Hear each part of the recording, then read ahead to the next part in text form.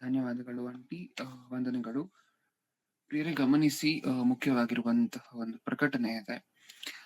ಇಷ್ಟು ದಿನ ನಮ್ಮನ್ನ ಗೂಗಲ್ ಮೀಟ್‌ಗೆ ನಮ್ಮೆಲ್ಲರನ್ನ ಮೆಸೇಜ್ ಮಾಡಿ ಎಬ್ಬರಿಸಿ ಲಿಂಕ್ ಅನ್ನ ಕಳಿಸಿ ಸಮಯಕ್ಕೆ ನಮಗೆ ವಾಕ್ಯ ತಲುಪುವ ಹಂಗೆ ಮಾಡ್ತಿದ್ದಂತಹ ರೇಖಾ ಆಂಟಿ ಅವ್ರಿಗೆ ಹುಷಾರಿಲ್ಲ, ಚಿಕ್ಕದಾಗಿ ಒಂದು ಅನಾರೋಗ್ಯದ ಸಮಸ್ಯೆ ಇದೆ ಅಂತ ಹೇಳಿ ಕೇಳ್ಪಟ್ಟೆ. ರಾಮು ಅಣ್ಣವರು ತಿಳಿಸಿದ್ದಾರೆ. ಸೊ ಎಲ್ಲರೂ ಸಹ ನಿಮ್ಮ ವೈಯಕ್ತಿಕ ಪ್ರಾರ್ಥನೆಗಳಲ್ಲಿ ದಯವಿಟ್ಟು ಪ್ರತಿದಿನ ಅವರಿಗೋಸ್ಕರ ಪ್ರಾರ್ಥನೆ ಮಾಡಿ, ಅವರ ಕುಟುಂಬಕ್ಕೋಸ್ಕರ ಪ್ರಾರ್ಥನೆ ಮಾಡಿ. ಹಾಗೆ ಪ್ರತಿ ಭಾನುವಾರನೂ ಸಹ ಸಾಕಷ್ಟು ದೂರ ಹೋಗಿ ಸುವಾರ್ತೆಯನ್ನು ಮಾಡಿ ಬರುವಂತಹದನ್ನ ಮಾಡ್ತಿದ್ದಾರೆ. ಸೊ ಆ ಪ್ರಯಾಣದ ನಿಮಿತ್ತ, ಅವರ ಆರೋಗ್ಯದ ನಿಮಿತ್ತ ಎಲ್ಲರೂ ಸಹ ನಿಮ್ಮ ವೈಯಕ್ತಿಕ ಪ್ರಾರ್ಥನೆಗಳಲ್ಲಿ ಪ್ರಾರ್ಥನೆ ಮಾಡಿ. ಓಕೆನಾ? ಕಣ್ಮುಚ್ಚಿ ಪ್ರಿಯರೇ ಚಿಕ್ಕದಾಗಿ ಒಂದು ಪ್ರಾರ್ಥನೆ ಮಾಡಿ ಶುರು ಮಾಡೋಣ. ಪ್ರೀತಿಯುಳ್ಳ ಪರಲೋಕದಲ್ಲಿರುವ ನಮ್ಮ ತಂದೆಗೆ ಅತ್ಯಮೂಲ್ಯವಾಗಿರುವಂತಹ ದಿನವನ್ನು ಕೊಟ್ಟಿಕ್ಕಾಗಿ ನಿಮಗೆ ಸ್ತೋತ್ರ ಅಪ್ಪ. ಇನ್ನೊಂದು ದಿವಸವನ್ನ ನೋಡುವಂತಹ ಈ ಒಂದು ಭಾಗ್ಯವನ್ನ, ಕೃಪೆಯನ್ನ ನಮ್ಮೆಲ್ಲರಿಗೂ ನೀವು ದಯಪಾಲಿಸಿರೋದಕ್ಕೋಸ್ಕರ ನಿಮ್ಗೆ ಕೃತಜ್ಞತೆಗಳು ತಂದೆ. ನೀವು ಕೊಟ್ಟಿರುವಂತಹ ಈ ಅವಕಾಶವನ್ನ ಬಾಧ್ಯತೆ ಉಳ್ಳವರಾಗಿ ನಾವೆಲ್ಲರೂ ಸಹ ಉಪಯೋಗ ಮಾಡ್ಕೊಳ್ತೀವಿ ಅನ್ನುವಂತಹ ಭರವಸೆ ಕೊಡ್ತಾ ತಂದೆ.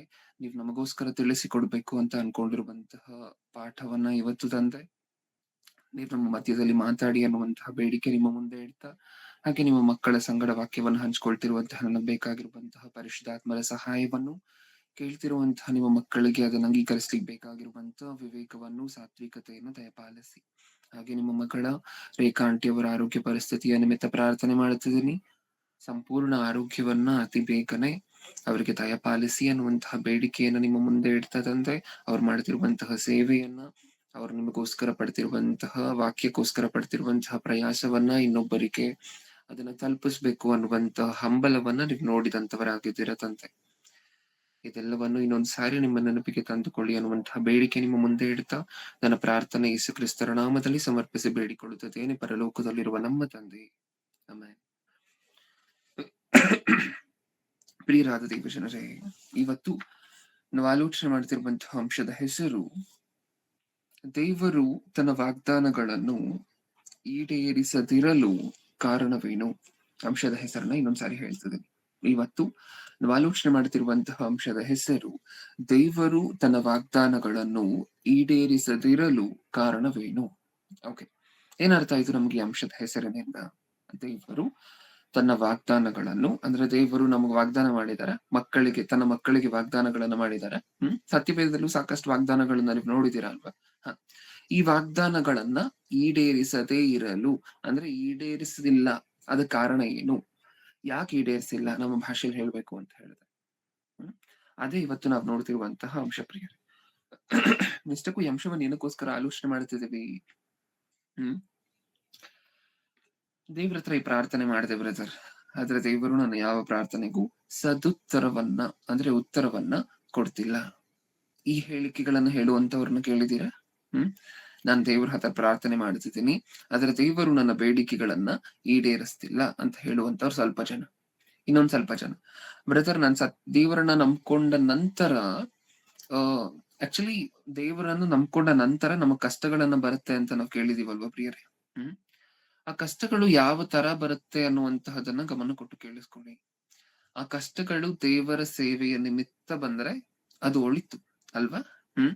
ಉದಾಹರಣೆಗೆ, ನೀವು ಸುವಾರ್ತೆ ಮಾಡ್ಬೇಕು ಅಂತ ಡಿಸೈಡ್ ಮಾಡ್ಕೋತೀರಾ, ಸುವಾರ್ತೆ ಮಾಡ್ಲಿಕ್ಕೆ ಅಂತ ಇನ್ನೊಂದು ಪ್ರಾಂತ್ಯಕ್ಕೆ ಹೋಗ್ತೀರಾ, ಅಲ್ಲಿ ನಿಮ್ಗೆ ಅವಮಾನ ನಡೆಯುತ್ತೆ ಅಥವಾ ಬಾಧೆ ನಡೆಯುತ್ತೆ ಅಂತ ಅನ್ಕೊಳ್ಳಿ. ಇದು ದೇವರ ನಿಮಿತ್ತ ಬಂದಿರುವಂತಹ ಶ್ರಮೆ. ಓಕೆ, ಈ ತರ ಶ್ರಮೆಗಳು ಬಂದ್ರೆ ಸಂತೋಷ. ಅದೇ ಪರ್ಸನಲ್ ಪ್ರಾಬ್ಲಮ್ ಬರ್ತಿದೆ ಅಂತ ಅನ್ಕೊಳ್ಳಿ, ಅದು ದೇವರ ಸೇವೆಯಿಂದ ಬಂದಿರುವಂತಹದ್ದಲ್ಲ ಪ್ರಿಯರೇ.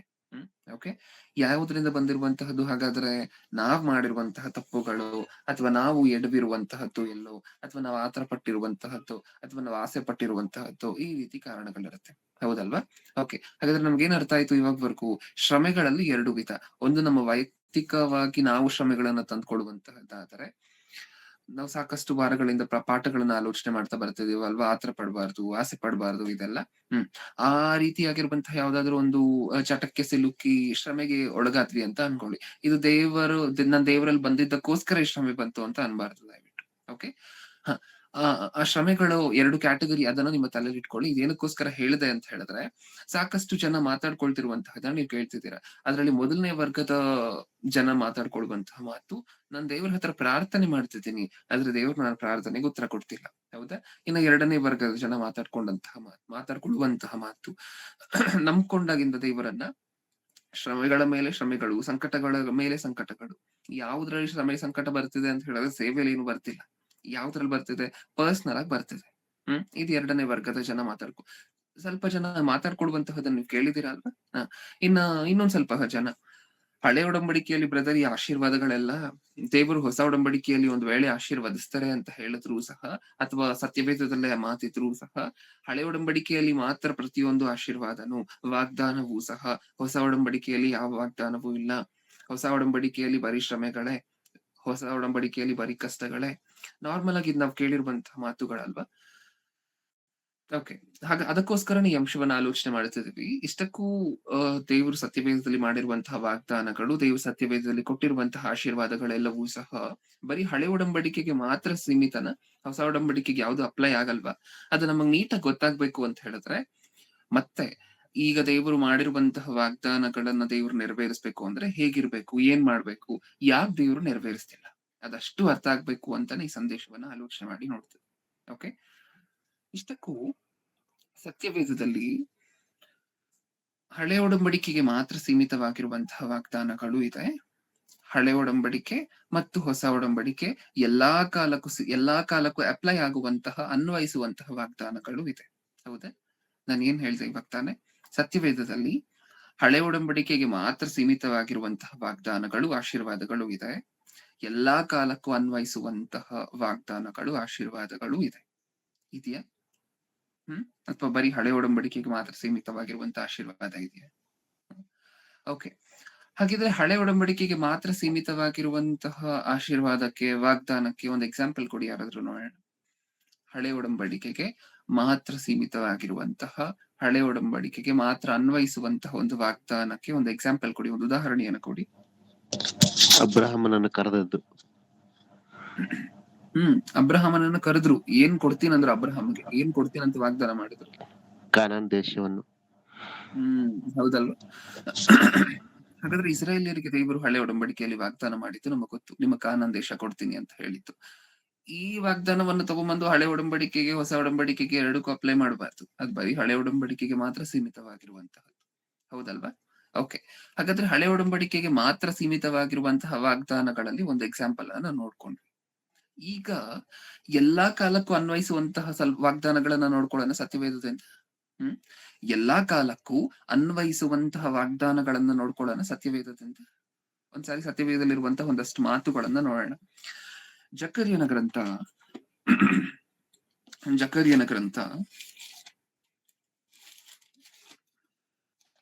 2ನೇ ಅಧ್ಯಾಯ, ಜಕರ್ಯನ ಗ್ರಂಥ 2ನೇ ಅಧ್ಯಾಯ 8ನೇ ವಚನ. 2:8. ನಿಮ್ಮನ್ನು ತಾಕುವವನು ಯೆಹೋವನೇ, ಕಣ್ಣುಗುಡ್ಡುಗಳನ್ನು ತಾಕುವವನಾಗಿದ್ದಾನೆ.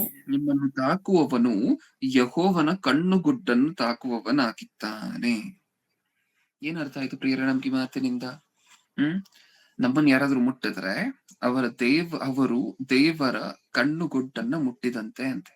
ಇವಾಗ ನೀವ್ ಹೇಳಿ, ಈ ವಾಗ್ದಾನ ಇಲ್ಲಿ ಏನ್ ಬರ್ಸಿದಾರಲ್ವಾ, ಈ ಪ್ರಿನ್ಸಿಪಲ್ ಬರೀ ಹಳೆ ಒಡಂಬಡಿಕೆಗೆ ಮಾತ್ರ ಅಪ್ಲೈ ಆಗುತ್ತಾ ಅಥವಾ ಎಲ್ಲಾ ಕಾಲಕ್ಕೂ ಅನ್ವಯಿಸುತ್ತಾ? ಎಲ್ಲ ಕಾಲಕ್ಕೂ ಅನ್ವಯಿಸುತ್ತಲ್ವಾ? ಯಾಕೆಂದ್ರೆ ಹಳೆ ಒಡಂಬಡಿಕೆಯಲ್ಲಿ ದೇವ್ರು ನಿಮ್ಮನ್ನ ತಾಕುವವನು ನನ್ನ ಕಣ್ಣುಗುಡ್ಡನ್ನ ತಾಕುವವನೇ ಅಂತ ಹೇಳ್ಬಿಟ್ಟು, ಹೊಸ ಒಡಂಬಡಿಕೆಯಲ್ಲಿ ನಿಮ್ಮನ್ನ ತಾಕುವವನು ಇಲ್ಲ, ನನಗೂ ಅದಕ್ಕೂ ಸಂಬಂಧ ಇಲ್ಲ, ನನ್ನನ್ನ ತಾಕೋದಿಲ್ಲ ಅಂತ ಹೇಳ್ತಾರ? ಇಲ್ಲ ಅಲ್ವಾ? ಹಾಗಾದ್ರೆ ಈಗ ನಾವು ಓದ್ಕೊಂಡಂತಹ ಮಾತು, ನಿಮ್ಮನ್ನ ತಾಕುವವನು ಯೆಹೋವನ ಕಣ್ಣುಗುಡ್ಡನ್ನು ತಾಕುವವನಾಗಿದ್ದಾನೆ, ಈ ಮಾತು ಎಲ್ಲಾ ಕಾಲಕ್ಕೂ ಅನ್ವಯಿಸುವಂತಹ ಮಾತೇನಾ? ಹೌದು. ಹಾಗಾದ್ರೆ ಈ ರೀತಿಯಾಗಿರುವಂತಹ ವಾಗ್ದಾನಗಳನ್ನ ದೇವರು ಏನಕ್ಕೋಸ್ಕರ ನೆರವೇರಿಸ್ತಿಲ್ಲ ಪ್ರಿಯರೇ? ಈ ರೀತಿಯಾಗಿರುವಂತಹ ಬಹುತೇಕ ಜೀವನಗಳಲ್ಲಿ ನಡೀತಿಲ್ಲ ಅಲ್ವಾ? ಬಹುತೇಕ ಜನರ ಜೀವನದಲ್ಲಿ ನಡೀತಿಲ್ಲ ಅಲ್ವಾ ಈ ವಾಗ್ದಾನ? ನಿಮ್ಮನ್ನ ತಾಕುವವನು ಯೆಹೋವನ ಕಣ್ಣುಗುಡ್ಡನ್ನು ತಾಕುವವನಾಗಿದ್ದಾನೆ. ಇದು ಬಹುತೇಕ ಜೀವನಗಳಲ್ಲಿ ನಡೀದೇ ಇರುವಂತಹದ್ದನ್ನ ನೀವು ನೋಡ್ತಿರುವಂತಹದ್ದು ನಿಜನಾ? ಹೌದು. ಯಾಕೆ ನಡೀತಿಲ್ಲ? ಈ ರೀತಿಯಾಗಿರುವಂತಹ ವಾಗ್ದಾನಗಳು ನಾವು ಬಿಟ್ಬಿಟ್ವಿ. ಹಳೆ ಒಡಂಬಡಿಕೆಗೆ ಮಾತ್ರ ಸೀಮಿತವಾಗಿರುವಂತಹ ವಾಗ್ದಾನಗಳನ್ನ ಬಿಟ್ಬಿಟ್ಟಿದೀವಿ ಈಗಾಗ್ಲೇ. ಬರೀ ನಮ್ಮ ಫೋಕಸ್ ಎಲ್ಲ ಈ ಸಂದೇಶದಲ್ಲಿ ಯಾವ್ದ್ರ ಮೇಲೆ ಇರುವಂತಹದ್ದು? ಹಳೆ ಒಡಂಬಡಿಕೆಯಲ್ಲಿ, ಹೊಸ ಒಡಂಬಡಿಕೆಯಲ್ಲಿ ಎಲ್ಲಾ ಕಾಲಕ್ಕೂ ಅನ್ವಯಿಸುವಂತಹ ವಾಗ್ದಾನಗಳನ್ನ ಹಿಡ್ಕೊಂಡಿದ್ದೀವಿ. ಈ ವಾಗ್ದಾನಗಳು ದೇವರು ನಮ್ಮ ಜೀವನಗಳಲ್ಲಿ ಅಥವಾ ಕ್ರೈಸ್ತರ ಜೀವನಗಳಲ್ಲಿ ಏನಕ್ಕೋಸ್ಕರ ನೆರವೇರಿಸ್ತಿಲ್ಲ? ಹ್ಮ್ ಅದೇ ಇವತ್ತಿನ ಸಂದೇಶದಲ್ಲಿ ನಾವು ನೋಡ್ತಿರುವಂತಹದ್ದು. ಹೌದಾ? ಏನಂತ ಹೇಳಿದ್ದಾರೆ ಇಲ್ಲಿ? ನಮ್ಮನ್ನ ತಾಕುವವನು ಯೆಹೋವನ ಕಣ್ಣುಗುಡ್ಡನ್ನ ತಾಕುವವರಾಗಿದ್ದಾರೆ. ಕಣ್ಣುಗುಡ್ಡನ್ನೇ ಏನಕ್ಕೋಸ್ಕರ ತಾಕುವವರು ಅಂತ ಹೇಳಿ ಬರ್ಸಿದ್ದಾರೆ. ನಮ್ಮ ಕಣ್ಣನ್ನ ಯಾರಾದ್ರೂ ಮುಟ್ಲಿಕ್ ಬಂದ್ರೆ ನಮಗಿರುವಂತಹ ರಿಯಾಕ್ಷನ್ ಟೈಮ್, ನಮ್ಮ ದೇಹದಲ್ಲಿ ಎಲ್ಲಾ ಪಾರ್ಟ್ಸು ಇದೆಯಲ್ವಾ ಪ್ರಿಯರೇ? ಬೇರೆ ಯಾವ ಪಾರ್ಟ್ ಅನ್ನ ಯಾರು ಬೇಕಾದ್ರೂ ಮುಟ್ಲಿ, ನಮ್ಮ ರಿಯಾಕ್ಷನ್ ಟೈಮ್ ಅಷ್ಟೊಂದು ಫಾಸ್ಟ್ ಆಗಿರೋದಿಲ್ಲ. ಯಾರಾದ್ರೂ ಭುಜ ತಟ್ಟಿ ಮಾತಾಡ್ಸ್ಲಿಕ್ ಬಂದ್ರು, ನಾನು ಎಕ್ಸಾಂಪಲ್ ಅನ್ನ ಈ ಮುಂಚೆನೂ ಹೇಳಿದ್ದೀನಿ ಅನ್ಸುತ್ತೆ. ಭುಜ ತಟ್ಟಿ ಮಾತಾಡ್ಸ್ಲಿಕ್ ಬಂದ್ರು ಅಂತ ಅನ್ಕೊಳ್ಳಿ. ಸ್ವಲ್ಪ ಜನ ಬೆನ್ನಿಗೆ ಹಿಂಗೆ ಒಂದ್ ಏಟ್ ಹಾಕಿ ಮಾತಾಡ್ಸುವಂತ ಅಭ್ಯಾಸ ಇರುತ್ತೆ ಇನ್ನೊಂದ್ ಸ್ವಲ್ಪ ಜನರಿಗೆ. ಹೌದಾ? ಸುಮ್ನೆ ಇರ್ತೀವಲ್ವಾ? ಯಾರಾದ್ರೂ ಹಿಂಗೆ ಭುಜ ತಟ್ಟಿ ಏನ್ ಬ್ರದರ್ ಚೆನ್ನಾಗಿದ್ದೀರಾ ಅಂತ ಅಂದ್ರು ಅಂತ ಅನ್ಕೊಳ್ಳಿ. ಸುಮ್ನೆ ಇರ್ತೀವಲ್ವಾ? ಚೆನ್ನಾಗಿದ್ದೀನಿ ಅಂತ ಮಾತಾಡ್ತೀವಿ. ನಮ್ಗೆ ಅಷ್ಟರ ಮಟ್ಟಿಗೆ ಏನು ಆಗೋದಿಲ್ಲ ಬೆನ್ ತಟ್ಟಿ ಮಾತಾಡಿಸ್ದಾಗ. ಹೌದಾ? ಭುಜ ತಟ್ಟಿ ಮಾತಾಡಿಸ್ದಾಗ ನಮ್ಗೆ ಅಷ್ಟರ ಮಟ್ಟಿಗೆ ಏನು ಆಗೋದಿಲ್ಲ. ಯಾರಾದ್ರೂ ಪೆನ್ ಅನ್ನ ತಗೊಂಡ್ ಬಂದು ಎಲ್ಲಿ ಬ್ರದರ್ ತೋರ್ಸಿ ನಿಮ್ಮ ಕಣ್ಣನ್ನ ಅಂತ ಹೇಳಿ ಕಣ್ಣಿಗೆ ಚುಚ್ಚಿ ಮಾತಾಡ್ಸಿದ್ರು ಅಂತ ಅನ್ಕೊಳ್ಳಿ. ಸುಮ್ನೆ ಇರ್ತೀವ? ಹೋಗ್ಲಿ, ನಿಮ್ಮ ಮನಸ್ಸಲ್ಲಿ ಶಾಂತ ಸ್ವಭಾವ ಇದ್ರೂ ಸಹ ನಿಮ್ಮ ಕೈ ಸುಮ್ನೆ ಇರುತ್ತೆ ಅಂತ ಅನ್ಕೊಂಡಿದ್ದೀರಾ ನೀವು? ತಳ್ಬಿಡೋದಿಲ್ಲ ಆ ವ್ಯಕ್ತಿಯನ್ನ. ಹೌದಾ ಇಲ್ವಾ? ನೀವು ಆ ಗಾಬರಿಯಲ್ಲಿ ಹೊಡೆದಿಲ್ಲ ಅಂತ ಹೇಳಿದ್ರು ಸಹ ಆ ವ್ಯಕ್ತಿಗೆ ತಳ್ಬಿಡ್ತೀರಾ, ನಿಜನಾ? ಜೋರಾಗಿ ರಿಯಾಕ್ಷನ್ ಮಾಡ್ತೇವೆ. ಏನಕ್ಕೋಸ್ಕರ? ನಿಮ್ಮ ಕಣ್ಣನ್ನ ಯಾರಾದ್ರೂ ಮುಟ್ಲಿಕ್ ಬಂದಾಗ ನಿಮ್ಗಿರುವಂತಹ ಕ್ವಿಕ್ಕೆಸ್ಟ್ ರಿಯಾಕ್ಷನ್ ಅದು. ಫಾಸ್ಟ್ ಆಗಿ ನೀವು ರಿಯಾಕ್ಟ್ ಮಾಡುವಂತಹದ್ದು ಯಾವ ಪಾರ್ಟ್ ಅನ್ನ ಮುಟ್ಟಿದಾಗ ಅಂದ್ರೆ ನಿಮ್ಮ ಶರೀರದಲ್ಲಿ, ನಿಮ್ಮ ಕಣ್ಣನ್ನ ಮುಟ್ಲಿಕ್ ಬಂದಾಗ ಯಾರಾದ್ರೂ. ಹೌದಲ್ವಾ? ಅದಕ್ಕೋಸ್ಕರ ಕಣ್ಣು ಹತ್ರ ಏನಾದ್ರೂ ಬರ್ತಿದ್ರು ಸಹ ನಾವು ಹಿಂಗೆ ಕೈಯನ್ನ ಈ ರೀತಿ ಮಾಡಿ ದೂರ ನೋಡ್ತೀವಿ. ಹೌದಾ? ಏನಕ್ಕೋಸ್ಕರ? ನಿಮ್ಮ ಕಣ್ಣಿನ ಮೇಲೆ ನಿಮ್ಮ ಶರೀರಕ್ಕಿರುವಂತಹ ರೆಸ್ಪಾನ್ಸ್ ಅದು. ನಿಮ್ಮ ಕಣ್ಣಿನ ಮೇಲೆ ನಿಮ್ಮ ಕಣ್ಣನ್ನ ಕಾಪಾಡುವುದರಲ್ಲಿ ನಿಮ್ಮ ಶರೀರಕ್ಕಿರುವಂತಹ ಬಾಧ್ಯತೆ ಅದು. ಅದಕ್ಕೋಸ್ಕರ ಶರೀರ ಫಾಸ್ಟ್ ಆಗಿ ರಿಯಾಕ್ಟ್ ಮಾಡುವಂತಹದ್ದು ಯಾವಾಗ ಅಂದ್ರೆ ನಿಮ್ಮ ಕಣ್ಣು ಗುಡ್ಡನ್ನ ಯಾರಾದ್ರೂ ಮುಟ್ಲಿಕ್ ಬಂದಾಗ, ಅಥವಾ ನಿಮ್ಮ ಕಣ್ಣು ಗುಡ್ಡಿಗೆ ಏಟಾಗ್ಬೇಕು ಅನ್ನುವಂತ ಸನ್ನಿವೇಶ ಬಂದಾಗ. ಹೌದಲ್ವಾ? ಸಾಕಷ್ಟು ಸರಿ ನೀವು ನಡ್ಕೊಂಡು ಹೋಗ್ತಿರ್ತೀರಾ, ಕಂಬಿನೋ ಏನಾದ್ರೂ ಹಾಕಿರ್ತಾರೆ ಅಂತ ಅನ್ಕೊಳ್ಳಿ. ಇಮಿಡಿಯೇಟ್ ಆಗಿ ಕಾಣಿಸುತ್ತೆ, ಹತ್ರ ಹೋದ ನಂತರ ಕಾಣಿಸುತ್ತೆ ನಿಮ್ಮ ಕಣ್ಣಿಗೆ ಕಣ್ಣಿಗೆ ಹತ್ರ ಬರ್ತಿದೆ ಈ ಕಂಬಿ ಅಂತ. ಏನ್ ಮಾಡ್ತೀರಾ? ಇಮಿಡಿಯೇಟ್ ಆಗಿ ನೀವು ಬೊಗ್ಗೋದಿಲ್ಲ ಅಥವಾ ಆ ಕಡೆ ಈ ಕಡೆ ಹೊರಟೋಗೋದಿಲ್ಲ. ಹೌದಲ್ವಾ? ಏನಕ್ಕೋಸ್ಕರ ಹೀಗಾಗತ್ತೆ? ನಿಮ್ಮ ಶರೀರ ಅಷ್ಟು ಫಾಸ್ಟ್ ಆಗಿದೆ ನಿಮ್ಮ ಕಣ್ಣನ್ನ ಕಾಪಾಡ್ಲಿಕ್ಕೋಸ್ಕರ. ದೇವರು ಶರೀರವನ್ನ ಅಷ್ಟೊಂದು ಫಾಸ್ಟ್ ಆಗಿ ಇಟ್ಟಿದ್ದಾರೆ, ಅಷ್ಟೊಂದು ಫಾಸ್ಟ್ ಆಗಿರುವಂತಹ ರೆಸ್ಪಾನ್ಸ್ ಇಟ್ಟಿದ್ದಾರೆ ಕಣ್ಣನ್ನ ಕಾಪಾಡ್ಕೊಳ್ಲಿಕ್ಕೋಸ್ಕರ. ಆ ಶರೀರಕ್ಕಿರುವಂತಹ ಬಾಧ್ಯತೆ ಏನು? ನಿಮ್ಮ ಕಣ್ಣನ್ನ ಕಾಪಾಡ್ಬೇಕು. ಹೌದಾ? ಅದನ್ನೇ ದೇವ್ರು ಹೇಳ್ತಿದ್ದಾರೆ. ಅದಕ್ಕೋಸ್ಕರ ಕಣ್ಣನ್ನ ಮುಟ್ಟಿದ ಹಂಗೆ ನನ್ನ ಮಕ್ಕಳನ್ನ ಯಾರಾದ್ರೂ ಮುಟ್ಟಿದ್ದಾರೆ ಅಂತ ಹೇಳಿ ಕಣ್ಣಿಗೆ ಏನಕ್ಕೋಸ್ಕರ ಹೋಲ್ಸಿದ್ದಾರೆ ಅಂತ ಹೇಳಿದ್ರೆ ಇದಕ್ಕೋಸ್ಕರನೇ. ಬೇರೆ ಯಾವ್ದಾದ್ರು ಪಾಠಕ್ಕೆ ಹೋಲಿಸ್ಬೋದಿತ್ತಾ ಇಲ್ವಾ? ನನ್ನ ಭುಜವನ್ನ ಮುಟ್ಟಿದಂತೆ, ನನ್ನ ಬೆನ್ನನ್ನ ಮುಟ್ಟಿದಂತೆ, ಹಂಗಂದ್ರ ನನ್ನ ಕಣ್ಣನ್ನ ಮುಟ್ಟಿದಂತೆ. ನನ್ನ ಮಕ್ಕಳನ್ನ ಯಾರಾದ್ರೂ ಮುಟ್ಟಿದ್ರೆ ನನ್ನ ಕಣ್ಣನ್ನ ಮುಟ್ಟಿದಂತೆ. ನಾನು ಅಷ್ಟು ಫಾಸ್ಟ್ ಆಗಿ ರಿಯಾಕ್ಟ್ ಆಗ್ತೀನಿ. ನನ್ನ ಮಕ್ಕಳನ್ನ ಯಾರಾದ್ರೂ ಟಚ್ ಮಾಡ್ಲಿಕ್ ಬಂದ್ರೆ ನಾನು ಅಷ್ಟೊಂದು ಇಮಿಡಿಯೇಟ್ ಆಗಿ ರೆಸ್ಪಾನ್ಸ್ ಕೊಡ್ತೀನಿ. ಅದು ಆ ಮಾತಿನ ಅರ್ಥ. ಹೌದಲ್ವಾ? ಈಗ ನೀವ್ ಹೇಳಿ, ಈ ವಾಗ್ದಾನಗಳು ಈಗಾಗ್ಲೇ ಮಾತಾಡ್ಕೊಂಡ ಹಂಗೆ ಎಷ್ಟು ಜನರ ಜೀವನದಲ್ಲಿ ನೆರವೇರ್ತದೆ? ಎಷ್ಟು ಜನರ ಜೀವನದಲ್ಲಿ ನೆರವೇರ್ತಿಲ್ಲ? ಕ್ರೈಸ್ತರನ್ನ ನೀವು ನೋಡಿದಾಗ ಪ್ರಪಂಚದಲ್ಲಿ 400 ಕೋಟಿ ಜನ ಕ್ರೈಸ್ತರಿದಾರಲ್ವಾ? ಪ್ರತಿಯೊಬ್ಬೊಬ್ಬರ ಜೀವನದಲ್ಲೂ ನೆರವೇರ್ತಿದ್ಯಾ ಈ ವಾಗ್ದಾನ? ದೇವರ ಮಕ್ಕಳನ್ನ ಮುಟ್ಟಿದಂತಹ ಪ್ರತಿಯೊಬ್ಬೊಬ್ಬರು ಸಹ ದೇವರ ಕಣ್ಣನ್ನ ಮುಟ್ಟಿದ ಹಂಗೆ ಶಿಕ್ಷೆಯನ್ನ ಪಡ್ಕೋತಿದಾರ ದೇವರ ಕಡೆಯಿಂದ? ಇಲ್ಲ, ಅದ್ ನೆರವೇರ್ತಾನೆ ಇಲ್ಲ. ಹೌದಾ? ಏನಕ್ಕೋಸ್ಕರ ನೆರವೇರ್ತಿಲ್ಲ? ಈ ರೀತಿಯಾಗಿರುವಂತಹ ವಾಗ್ದಾನಗಳು ಹಳೆ ಒಡಂಬಡಿಕೆಯಲ್ಲಿ, ಹೊಸ ಒಡಂಬಡಿಕೆಯಲ್ಲಿ ಎಲ್ಲಾ ಕಾಲಕ್ಕೂ ಅನ್ವಯಿಸುವಂತಹ ವಾಗ್ದಾನಗಳು ಏನಕ್ಕೋಸ್ಕರ ನೆರವೇರ್ತಿಲ್ಲ? ಅದೇ ನಮ್ಮ ಪ್ರಶ್ನೆ. ಓಕೆ, ಇನ್ನೊಂದು ವಾಗ್ದಾನವನ್ನ ನೋಡೋಣ ಇಷ್ಟಕ್ಕೂ. ಕೀರ್ತನೆಗಳು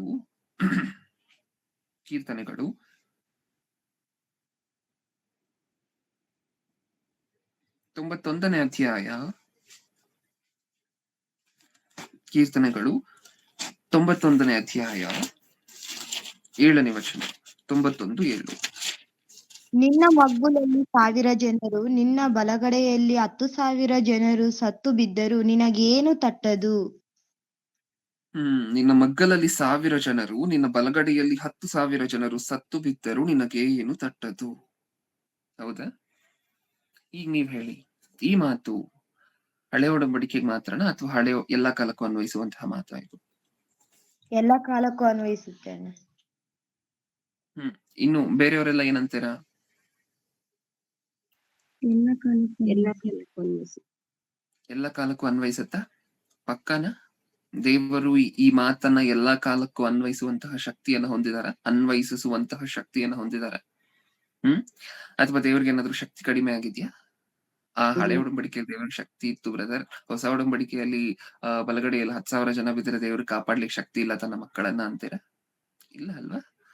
ಹೋಗ್ಲಿ ಉಲ್ಟಾ ಮಾಡಿ ನೋಡಿ. ನಿಮ್ಗೆ ಅರ್ಥ ಆಗ್ಬೇಕು ಅಂದ್ರೆ ಯಾವ ವಾಗ್ದಾನ ಹಳೆ ಒಡಂಬಡಿಕೆಗೆ ಮಾತ್ರ ಅಪ್ಲೈ ಆಗುತ್ತೆ, ಯಾವ ವಾಗ್ದಾನ ಎಲ್ಲಾ ಕಾಲಕ್ಕೂ ಅನ್ವಯಿಸುತ್ತೆ ಅಂತ ಗೊತ್ತಾಗ್ಬೇಕು ಅಂದ್ರೆ ಆ ವಾಗ್ದಾನವನ್ನು ಉಲ್ಟಾ ಮಾಡಿ ನೋಡಿ, ಗೊತ್ತಾಗುತ್ತೆ. ಇವಾಗ ಇಲ್ಲಿ ವಾಗ್ದಾನ ಏನಿದೆ? ನಿನ್ನ ಬಲಗಡೆಯಲ್ಲಿ 10,000 ಜನ ಇದ್ರು, ನಿನ್ ಸುತ್ತ 1,000 ಜನ ಬಿದ್ರು, ನಿನಗೇನು ಆಗೋದಿಲ್ಲ, ಇದಲ್ವಾ ವಾಗ್ದಾನ? ಅದನ್ನ ಉಲ್ಟಾ ಮಾಡಿ ನೋಡಿ. ಹಾಗಾದ್ರೆ ಹೊಸ ಒಡಂಬಡಿಕೆಯಲ್ಲಿ ಏನಾಗಿರ್ಬೇಕು? ಒಂದ್ ವೇಳೆ ಈ ವಾಗ್ದಾನ ಹೊಸ ಒಡಂಬಡಿಕೆಗೆ ಅನ್ವಯಿಸಲ್ಲ ಅಂತ ಹೇಳಿದ್ರೆ ಉಲ್ಟಾ ಆಗಿರ್ಬೇಕು. ಏನು ನಿನ್ ಬಲಗಡೆಯಲ್ಲಿ 10,000 ಜನ ನಿಂತಿದ್ರು ಸಹ ನೀನ್ ಮಾತ್ರ ಬಿದ್ದೋಗ್ತೀಯ. ಇದೇ ಅಲ್ವಾ ವಾಗ್ದಾನವನ್ನು ಉಲ್ಟಾ ಮಾಡಿದ್ರೆ ಹಿಂಗೆ ಎಲ್ಲ ಬರುತ್ತೆ. ಹಳೆ ಒಂದ್ ವೇಳೆ ಈ ವಾಗ್ದಾನ ಬರೀ ಹಳೆ ಒಡಂಬಡಿಕೆಗೆ ಸಂಬಂಧಪಟ್ಟಿದ್ದಾದ್ರೆ ಆ ವಾಗ್ದಾನದಲ್ಲಿ ಏನಿದೆ? ನಿನ್ ಸುತ್ತ 1,000 ಜನ ಬಿದ್ದಿದ್ರು ನಿನಗ್ ಮಾತ್ರ ಏನೂ ಆಗೋದಿಲ್ಲ. ಒಂದ್ ವೇಳೆ ಈ ವಾಗ್ದಾನ ಹಳೆ ಒಡಂಬಡಿಕೆಗೆ ಮಾತ್ರ ಅಂದ್ರೆ ಹೊಸ ಒಡಂಬಡಿಕೆಯಲ್ಲಿ ಹೇಗಿರ್ಬೇಕು? ನಿನ್ ಬಲಗಡೆಯಲ್ಲಿ 10,000 ಜನ ಹಂಗೆ ನಿಂತಿರ್ತಾರೆ, ಹೌದಾ? ನಿನ್ ಸುತ್ತ 1,000 ಜನ ಹಂಗೆ ನಿಂತಿರ್ತಾರೆ, ನೀನ್ ಮಾತ್ರ ಬಿದ್ದೋಗ್ತೀಯ. ಅದಾಗತ್ತಾ? ಅದ್ ಸರಿ ಬರತ್ತಾ? ಮ್ಯಾಚ್ ಆಗತ್ತಾ? ಇಲ್ಲ. ಹಾಗಾದ್ರೆ ಇದು ಎಲ್ಲಾ ಕಾಲಕ್ಕೂ ಅನ್ವಯಿಸುವಂತಹ ಮಾತೇನಾ? ಹೌದು. ಎಲ್ಲಾ ಕಾಲದಲ್ಲೂ ತನ್ನ ಮಕ್ಕಳಿಗೆ ಸೆಕ್ಯೂರಿಟಿ ಈ ತರನೇ ಕೊಡ್ಬೇಕು ಅನ್ನುವಂತಹದ್ದು ದೇವರ ಕನಸು. ಯಾವ ತರ? ನಿನ್ನ ಸುತ್ತ 1,000 ಜನ ಬಿದ್ರು, ನಿನ್ನ ಬಲಗಡೆಯಲ್ಲಿ 10,000 ಜನ ಬಿದ್ರು ನಿನಗೇನು ಆಗೋದಿಲ್ಲ. ಎಲ್ಲಾ ಕಾಲದಲ್ಲೂ ನಾನು ನನ್ನ ಮಕ್ಕಳಿಗೆ ಇದೇ ರೀತಿ ಕಾವಲನ್ನ ಕೊಡ್ಬೇಕು, ಇದೇ ರೀತಿ ಸೆಕ್ಯೂರಿಟಿಯನ್ನ ಕೊಡ್ಬೇಕು ಅನ್ನುವಂತಹದೇ ದೇವರ ಕನಸು. ಆದ್ರೆ ಯಾಕೆ ಕೊಡ್ತಿಲ್ಲ? ಆದ್ರೆ ಯಾಕೆ ಆ ರೀತಿಯಾಗಿರುವಂತಹ ಕಾವಲನ್ನ ತನ್ನ ಮಕ್ಕಳಿಗೆ ಕೊಡ್ತಿಲ್ಲ? ಏನಕ್ಕೋಸ್ಕರ? ದೇವರು ಬದಲಾದ್ರ ತನ್ನ ಮಾತನ್ನ ನೆರವೇರಿಸದೆ ಹೋಗುವಂತಹ ಶಕ್ತಿಹೀನರಾದ್ರ ದೇವರು? ಇಲ್ಲ. ಆದ್ರೂ ಏನಕ್ಕೋಸ್ಕರ ನೆರವೇರಿಸ್ತಿಲ್ಲ? ನಿನ್ನನ್ನ ಮುಟ್ಟಿದವನು ನನ್ನ ಕಣ್ಣುಗುಡ್ಡನ್ನು ಮುಟ್ಟಿದಂತೆ ಅಂದ್ರು. ಅದು ನೆರವೇರ್ತಿದ್ಯಾ ಅಂದ್ರೆ ಅದು ನೆರವೇರ್ತಿಲ್ಲ, ಹೌದಾ? ಸಾಕಷ್ಟು ಜನರ ಜೀವನದಲ್ಲಿ ನಿನ್ನ ಸುತ್ತ 1,000 ಜನ ಬಿದ್ರು, ನಿನ್ನ ಬಲಗಡೆಯಲ್ಲಿ 10,000 ಜನ ಬಿದ್ರು ನಿನಗೇನು ಆಗೋದಿಲ್ಲ ಅಂದ್ರು. ಅದು ನೆರವೇರ್ತಿದ್ಯಾ ಅಂತ ಹೇಳಿದ್ರೆ ಅದು ನೆರವೇರ್ತಿಲ್ಲ. ಏನಕ್ಕೋಸ್ಕರ? ಇನ್ನೊಂದಷ್ಟು ವಾಗ್ದಾನಗಳಿದೆ ಪ್ರಿಯರೇ. ಎಲ್ಲಾ ಕಾಲಕ್ಕೂ ಅನ್ವಯಿಸುವಂತಹ ಇನ್ನೊಂದಷ್ಟು ವಾಗ್ದಾನಗಳಿದೆ. ಅದನ್ನು ನೋಡೋಣ ಮುಂದೆ ಹೋಗ್ತಾ. ಇಷ್ಟಕ್ಕೂ ಈ ಕ್ರೈಸ್ತರ ಮೇಲೆ ದಾಳಿಗಳು, ಚರ್ಚ್ ಗಳನ್ನ ಹೊಡೆದು ಹಾಕುವಂತಹದ್ದು, ಸಭಾಪಾಲಕರನ್ನ ಹಿಂಸಿಸುವಂತಹದ್ದು, ಈ ಘಟನೆಗಳನ್ನೆಲ್ಲ ನಾವು ಕೇಳ್ತಿದೀವಲ್ವಾ? ಕೇಳ್ತಿದೀವಿ. ಇದರಲ್ಲಿ ನಾನೀಗಾಗ್ಲೇ ಹೇಳಿದ್ದೇನೆ, ನಿಜವಾದ ಶ್ರಮೆಗಳು ಕೆಲವು ಸಾಕಷ್ಟು ಜನರಿಗೆ ಬರುತ್ತೆ. ಸೇವೆ ಅಂತ ಹೇಳಿ ಮುಂದೆ ಹೋದಾಗ ನಿಜವಾಗ್ಲೂ ಶ್ರಮೆಗಳು, ಅವಮಾನ ಮಾಡುವಂತಹದ್ದು, ಜನ ನಮ್ಮನ್ನ ಹಿಂಸಿಸುವಂತಹದ್ದು, ಈ ರೀತಿಯಾಗಿರುವಂತಹ ಶ್ರಮೆಗಳು ಬರುತ್ತೆ.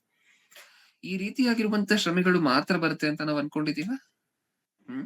ಈ ರೀತಿಯಾಗಿರುವಂತಹ ಶ್ರಮೆಗಳು ಮಾತ್ರ ಬರುತ್ತೆ ಅಂತ ನಾವು ಅನ್ಕೊಂಡಿದೀವ? ಇದರ ಜೊತೆಯಲ್ಲಿ ಇನ್ನೂ ಯಾವ ರೀತಿಯಾಗಿರುವಂತಹ ಶ್ರಮೆಗಳು ಬರುತ್ತೆ?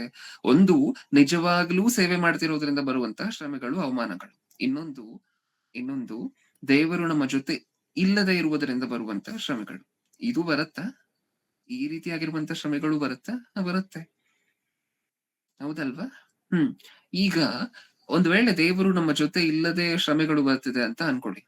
ಓಕೆ, ಈ ರೀತಿಯಾಗಿರುವಂತಹ ಶ್ರಮೆಗಳು ಬಂದಾಗ, ಜನರು ನಮ್ಮನ್ನ ಹಿಂಸೆ ಪಡಿಸಿದಾಗ ದೇವ್ರ ಮುಂದೆ ನಿಜವಾಗ್ಲೂ ಬರ್ತಾರ? ಇಲ್ಲ. ಹಾಗಾದ್ರೆ ದೇವರಲ್ಲಿ ಏನಕ್ಕೋಸ್ಕರ ಸೆಕ್ಯೂರಿಟಿ? ಇಲ್ಲಿ ನೋಡಿದ್ರೆ ವಾಗ್ದಾನ ಮಾಡಿದ್ದಾರೆ, ನಿನ್ನ ಸುತ್ತ ಬೇಡ, ನಿನ್ನ ಯಾರಾದ್ರೂ ಬಂದು ಮುಟ್ಟಿದ್ರೆ ನನ್ನ ಕಣ್ಣು ಗುಟ್ಟನ್ನ ಮುಟ್ಟಿದಂತೆ ಅಂತ ಹೇಳಿ ವಾಗ್ದಾನ ಮಾಡಿದ್ದಾರೆ. ಅಲ್ಲಿ ಬಂದು ಪಾಪ ಹಿಡಿದು ಸಭೆಯಲ್ಲಿ ಹೊಡಿತಿದ್ದಾರೆ. ಏನಕ್ಕೋಸ್ಕರ ದೇವ್ರು ರೆಸ್ಪಾಂಡ್ ಆಗ್ತಿಲ್ಲ? ಏನಕ್ಕೋಸ್ಕರ ದೇವ್ರು ರಿಯಾಕ್ಟ್ ಆಗ್ತಿಲ್ಲ? ಒಂದು ಕಾರಣ ಇರ್ಬೋದು, ದೇವ್ರು ಅನ್ಕೊಂಡಿರುವಂತ ಟೈಮ್ ಒಂದಿದೆ, ದೇವ್ರು ಅನ್ಕೊಂಡಿರುವಂತ ಚಿತ್ತೆ ಒಂದಿದೆ. ಅದು ಒಂದೇ ಕಾರಣ ಆಗಿರೋದಿಲ್ಲ ಅಲ್ವಾ? ಎಲ್ಲಾ ರೀಸನ್ಗೂ ಸಹ ಆ ಕಾರಣವನ್ನ ಪಕ್ಕಕ್ಕಿಟ್ಟು ಉಳಿದಿರುವಂತಹ ಪರ್ಸೆಂಟೇಜ್ ಅನ್ನ ಯೋಚನೆ ಮಾಡಿ ನೋಡಿ. ಏನಕ್ಕೋಸ್ಕರ ದೇವರು ರೆಸ್ಪಾಂಡ್ ಮಾಡ್ತಿಲ್ಲ? ಏನಕ್ಕೋಸ್ಕರ ರಿಯಾಕ್ಟ್ ಮಾಡ್ತಿಲ್ಲ? ಕ್ರೈಸ್ತರು ಹಿಂಸೆಯಲ್ಲಿ ಬಿದ್ರೂ ಸಹ ಏನಕ್ಕೋಸ್ಕರ ರೆಸ್ಪಾಂಡ್ ಮಾಡ್ತಿಲ್ಲ? ಓಕೆ, ಮುಂದೆ ಇನ್ನೊಂದಷ್ಟು ವಚನಗಳನ್ನ ನೋಡ್ಕೊಂಡು ಹೋಗೋಣ. ವಿಮೋಚನ ಕಾಂಡ ಬೇಡ, ಕೀರ್ತನೆಗಳು 128ನೇ ಅಧ್ಯಾಯ, ಒಂದು ಕುಟುಂಬಕ್ಕೆ ಸಂಬಂಧಪಟ್ಟಂತೆ ದೇವರು ಮಾಡಿರುವಂತಹ ವಾಗ್ದಾನವನ್ನ ನೋಡಿ. ಕೀರ್ತನೆಗಳು 128ನೇ ಅಧ್ಯಾಯ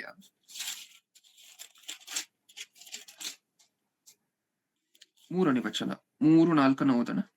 128:3-4. ಪುರದಲ್ಲಿರುವ ನಿನ್ನ ಹೆಂಡತಿಯು ಫಲಭರಿತವಾದ ದ್ರಾಕ್ಷಾಲತೆಯಂತಿರುವಳು.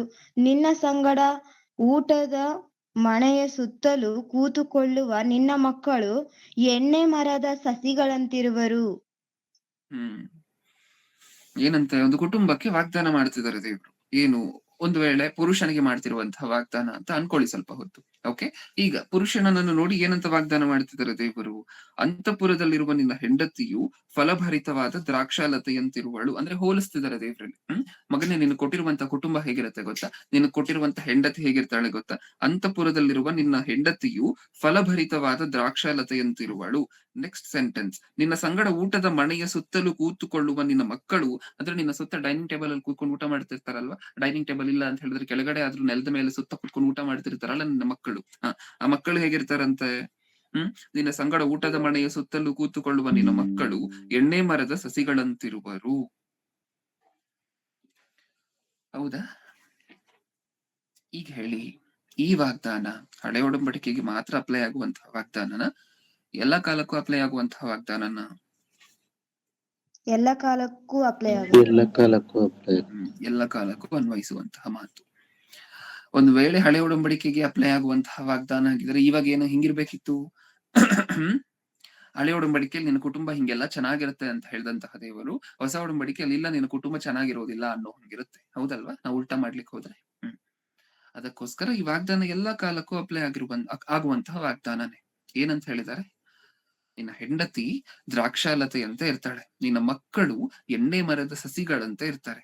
ನಿನ್ನ ಸುತ್ತ ನಿನ್ನ ಜೊತೆ ಕೂತ್ಕೊಂಡು ಊಟ ಮಾಡ್ತಿರುವಂತಹ ಮಕ್ಕಳು ಅಂದ್ರೆ ನಿನ್ನ ಮಕ್ಕಳು ಅಷ್ಟೊಂದು ಭಯಭಕ್ತಿಯುಳ್ಳವರಾಗಿ ನೀನ್ ಹೇಳಿದಂತಹ ಮಾತುಗಳನ್ನೆಲ್ಲ ಕೇಳಿ ಅದಕ್ಕೆ ವಿಧೇಯರಾಗಿ ಆ ರೀತಿ ನಿನ್ನ ಮಕ್ಕಳಿರ್ತಾರೆ. ನಿನ್ನ ಹೆಂಡತಿಯು ಅಷ್ಟೇ, ನಿನಗ್ ಮಾಡ್ಬೇಕಾಗಿರುವಂತಹ ಸೇವೆ ಕಾರ್ಯಕ್ರಮಗಳನ್ನ ಮಾಡ್ತಾ, ನಿನ್ನ ನೋಡ್ಕೋಬೇಕಾಗಿರುವಂತಹ ರೀತಿಯಲ್ಲಿ ನೋಡ್ಕೊಳ್ತಾ, ನಿನ್ನ ಮಕ್ಕಳನ್ನ ನೋಡ್ಕೋಬೇಕಾಗಿರುವಂತಹ ರೀತಿಯಲ್ಲಿ ನೋಡ್ಕೊಳ್ತಾ, ಹೌದಾ, ಮಕ್ಕಳನ್ನ ದೇವರಲ್ಲಿ ಬೆಳೆಸ್ತಾ ಈ ರೀತಿ ಇರ್ತಾರೆ.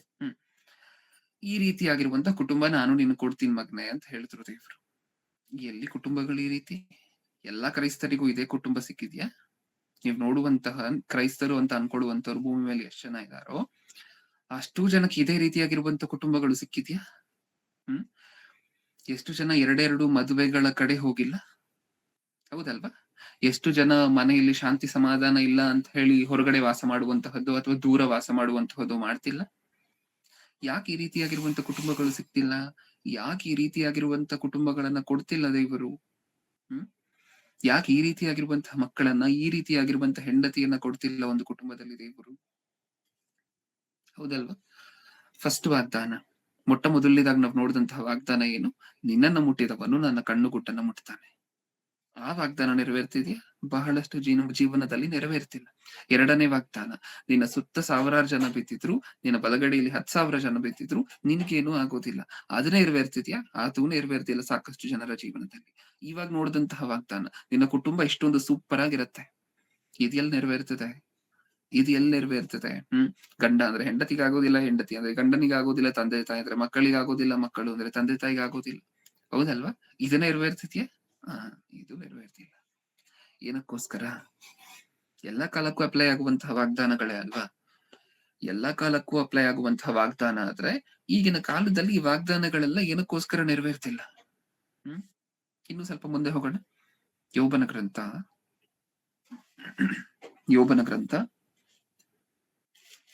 36ನೇ ಅಧ್ಯಾಯ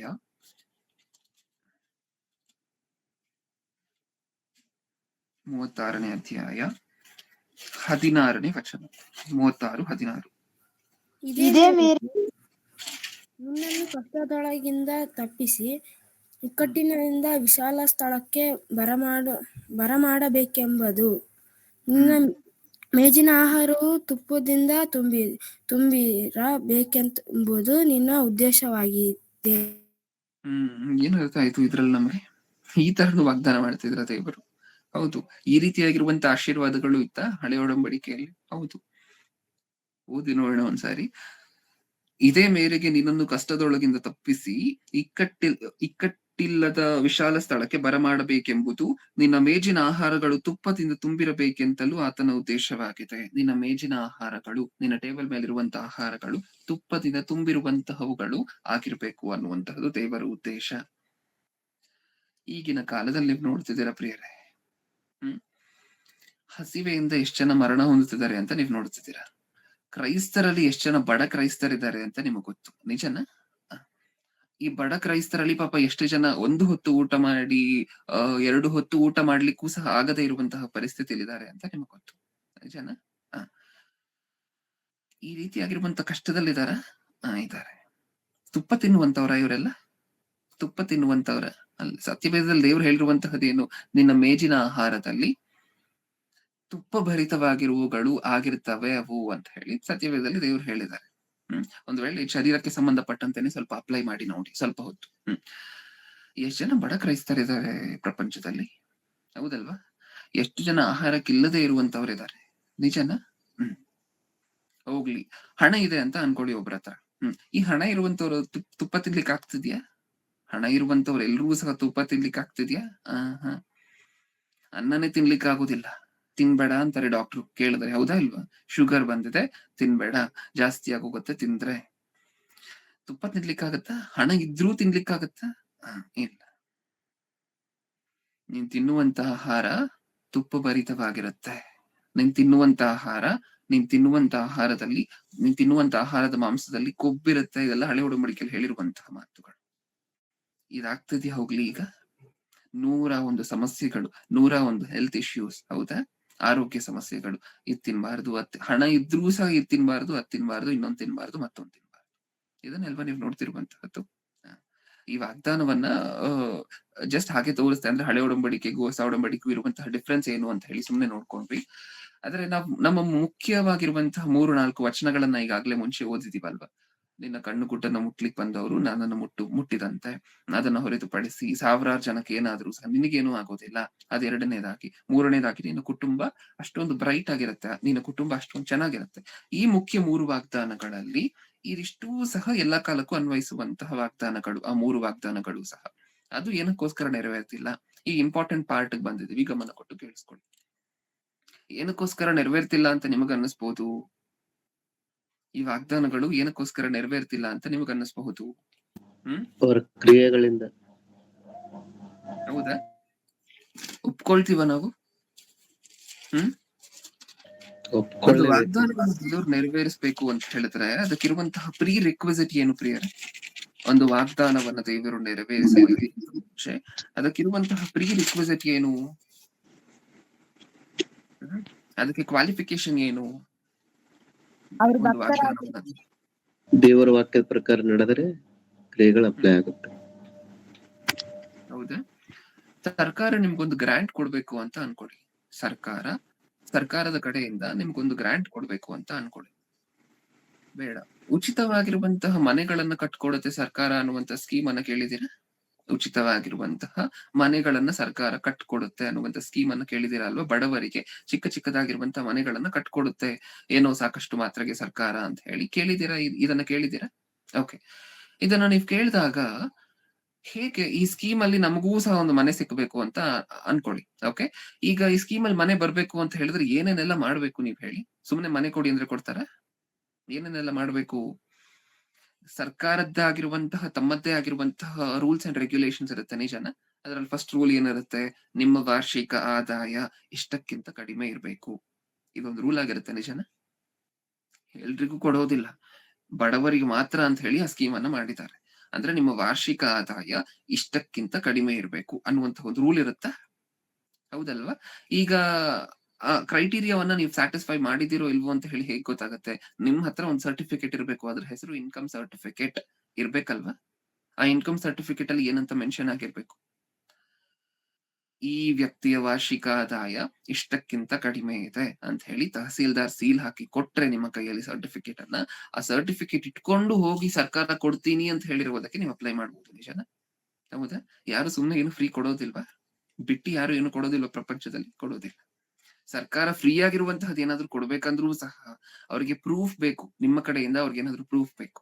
ನಿಮ್ಮ ವಾರ್ಷಿಕ ಆದಾಯ ಇದಕ್ಕಿಂತ ಕಡಿಮೆ ಇದೆ, ಆ ಪ್ರೂಫ್ ಸಿಕ್ಕಿದ್ರೆ ಮಾತ್ರ ಸರ್ಕಾರದ್ದೇ ಆಗಿರುವಂತಹ ರೂಲ್ಸ್ ಅಂಡ್ ರೆಗ್ಯುಲೇಷನ್ಸ್ ಇದೆ, ಆ ರೆಗ್ಯುಲೇಷನ್ಸ್ ಅನ್ನ ನೀವು ಕೈಗೊಂಡ್ರೆ ಮಾತ್ರ ಸರ್ಕಾರ ಉಚಿತವಾಗಿರುವಂತಹ ಒಂದು ಮನೆಯನ್ನ ಒಬ್ಬ ಬಡವರಿಗೆ ಸ್ಯಾಂಕ್ಷನ್ ಮಾಡುತ್ತೆ. ಹೌದಾ? ನಿಜಾನ? ಇದನ್ನ ನೋಡಿದಾಗ ನಮ್ಗೇನ್ ಅರ್ಥ ಆಯ್ತು? ದೇವರು ಸಹ ವಾಗ್ದಾನಗಳನ್ನು ಕೊಟ್ಟಿದ್ದಾರೆ ಅಂತ ಹೇಳಿದ್ರೆ ಅದರ ಜೊತೆ ಏನನ್ನೂ ಕೊಟ್ಟಿದ್ದಾರೆ? ವಾಗ್ದಾನಗಳ ಜೊತೆ ಏನನ್ನೂ ಕೊಟ್ಟಿದ್ದಾರೆ? ಆಜ್ಞೆಗಳನ್ನು ಕೊಟ್ಟಿದ್ದಾರೆ. ಹೌದಲ್ವಾ? ವಾಗ್ದಾನಗಳನ್ನ ಮಾತ್ರ ಕೊಟ್ಟಿಲ್ಲ, ವಾಗ್ದಾನಗಳ ಜೊತೆ ನಾವು ಕೈಗೊಳ್ಳಬೇಕಾಗಿರುವಂತಹ ಆಜ್ಞೆಗಳನ್ನು ಕೊಟ್ಟಿದ್ದಾರೆ.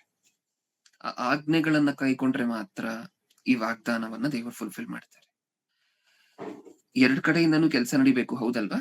ದೇವರು ವಾಗ್ದಾನವನ್ನ ಮಾಡಿದ್ದಾರೆ. ಓಕೆ, ಈ ವಾಗ್ದಾನ ಖಂಡಿತವಾಗ್ಲೂ ದೇವರು ಈಡೇರಿಸ್ತಾರೆ. ಆ ವಾಗ್ದಾನವನ್ನ ಈಡೇರಿಸ್ಬೇಕು ದೇವರು ಅಂತ ಹೇಳಿದ್ರೆ ದೇವ್ರ ಕಡೆಯಿಂದ ಮಾತ್ರ ವಾಗ್ದಾನ ಈಡೇರಿಸೋದಿಲ್ಲ ದೇವ್ರು. ಇನ್ನೊಂದ್ ಸೈಡ್ ಇಂದ ಬರ್ಬೇಕು. ಏನು ನಮ್ಮ ಕಡೆಯಿಂದ ನಾವು ಆಜ್ಞೆಗಳನ್ನ ಈಡೇರಿಸಿದ್ರೆ, ನಮ್ಮ ಕಡೆಯಿಂದ ನಮಗ್ ದೇವ್ರು ಕೊಟ್ಟಿರುವಂತ ಆಜ್ಞೆಗಳನ್ನ ನಾವು ಕೈಗೊಂಡ್ರೆ, ಆಗ ದೇವ್ರ ಕಡೆಯಿಂದ ದೇವರು ತನ್ನ ವಾಗ್ದಾನಗಳನ್ನ ನಿಲ್ಲಿಸ್ಕೊಳ್ತಾರೆ, ಈಡೇರಿಸ್ತಾರೆ. ಹೌದಲ್ವಾ? ನ್ಯಾಯವಾಗಿದ್ಯಾ ಇದು? ಈ ಪಾಲಿಸಿನ ವಿಭಕ್ತನೆ ನೋಡಿದಂತಹ ಪಾಲಿಸಿ ನ್ಯಾಯವಾಗಿದ್ಯಾ? ದೇವ್ರ ಮುಂದೆ ಕೂತ್ಕೊಂಡು ನನ್ಗೆ ಇದ್ ಕೊಡು, ಅದ್ ಕೊಡು, ಈ ವಾಗ್ದಾನ ನೆರವೇರಿಸಿಲ್ಲ, ಅದನ್ನ ನೆರವೇರಿಸಿಲ್ಲ, ಆಶೀರ್ವಾದ ಕೊಟ್ಟಿಲ್ಲ, ಈ ಆಶೀರ್ವಾದ ಕೊಟ್ಟಿಲ್ಲ ಅನ್ನೋದರ ಬದಲು ನಾವು ಕೈಗೊಳ್ಬೇಕಾಗಿರುವಂತಹ ರೂಲ್ಸ್ ಅಂಡ್ ರೆಗ್ಯುಲೇಷನ್ಸ್ ಇದೆ ಅಲ್ವಾ? ದೇವ್ರು ನಮಗ್ ಸತ್ಯವೇದದಲ್ಲಿ ಯಾವ ರೀತಿ ಜೀವನ ಮಾಡ್ಬೇಕು ಅಂತ ಹೇಳ್ಕೊಟ್ಟಿದ್ದಾರೆ. ಆ ತರ ಜೀವನ ಮಾಡಿದ್ರೆ ಅಲ್ವಾ ದೇವ್ರು ಸಹ ಪ್ರೊಸೀಡ್ ಆಗುವಂತಹದ್ದು. ಇವ್ರಿಗೇನಾದ್ರೂ ಕೊಡ್ಬೇಕಾ ಬೇಡ್ವಾ, ಈ ವಾಗ್ದಾನವನ್ನ ನೆರವೇರಿಸ್ಬೇಕಾ ಬೇಡ್ವಾ ಅಂತ ಯೋಚನೆ ಮಾಡುವಂತಹದ್ದು ಅವಾಗಲ್ವಾ?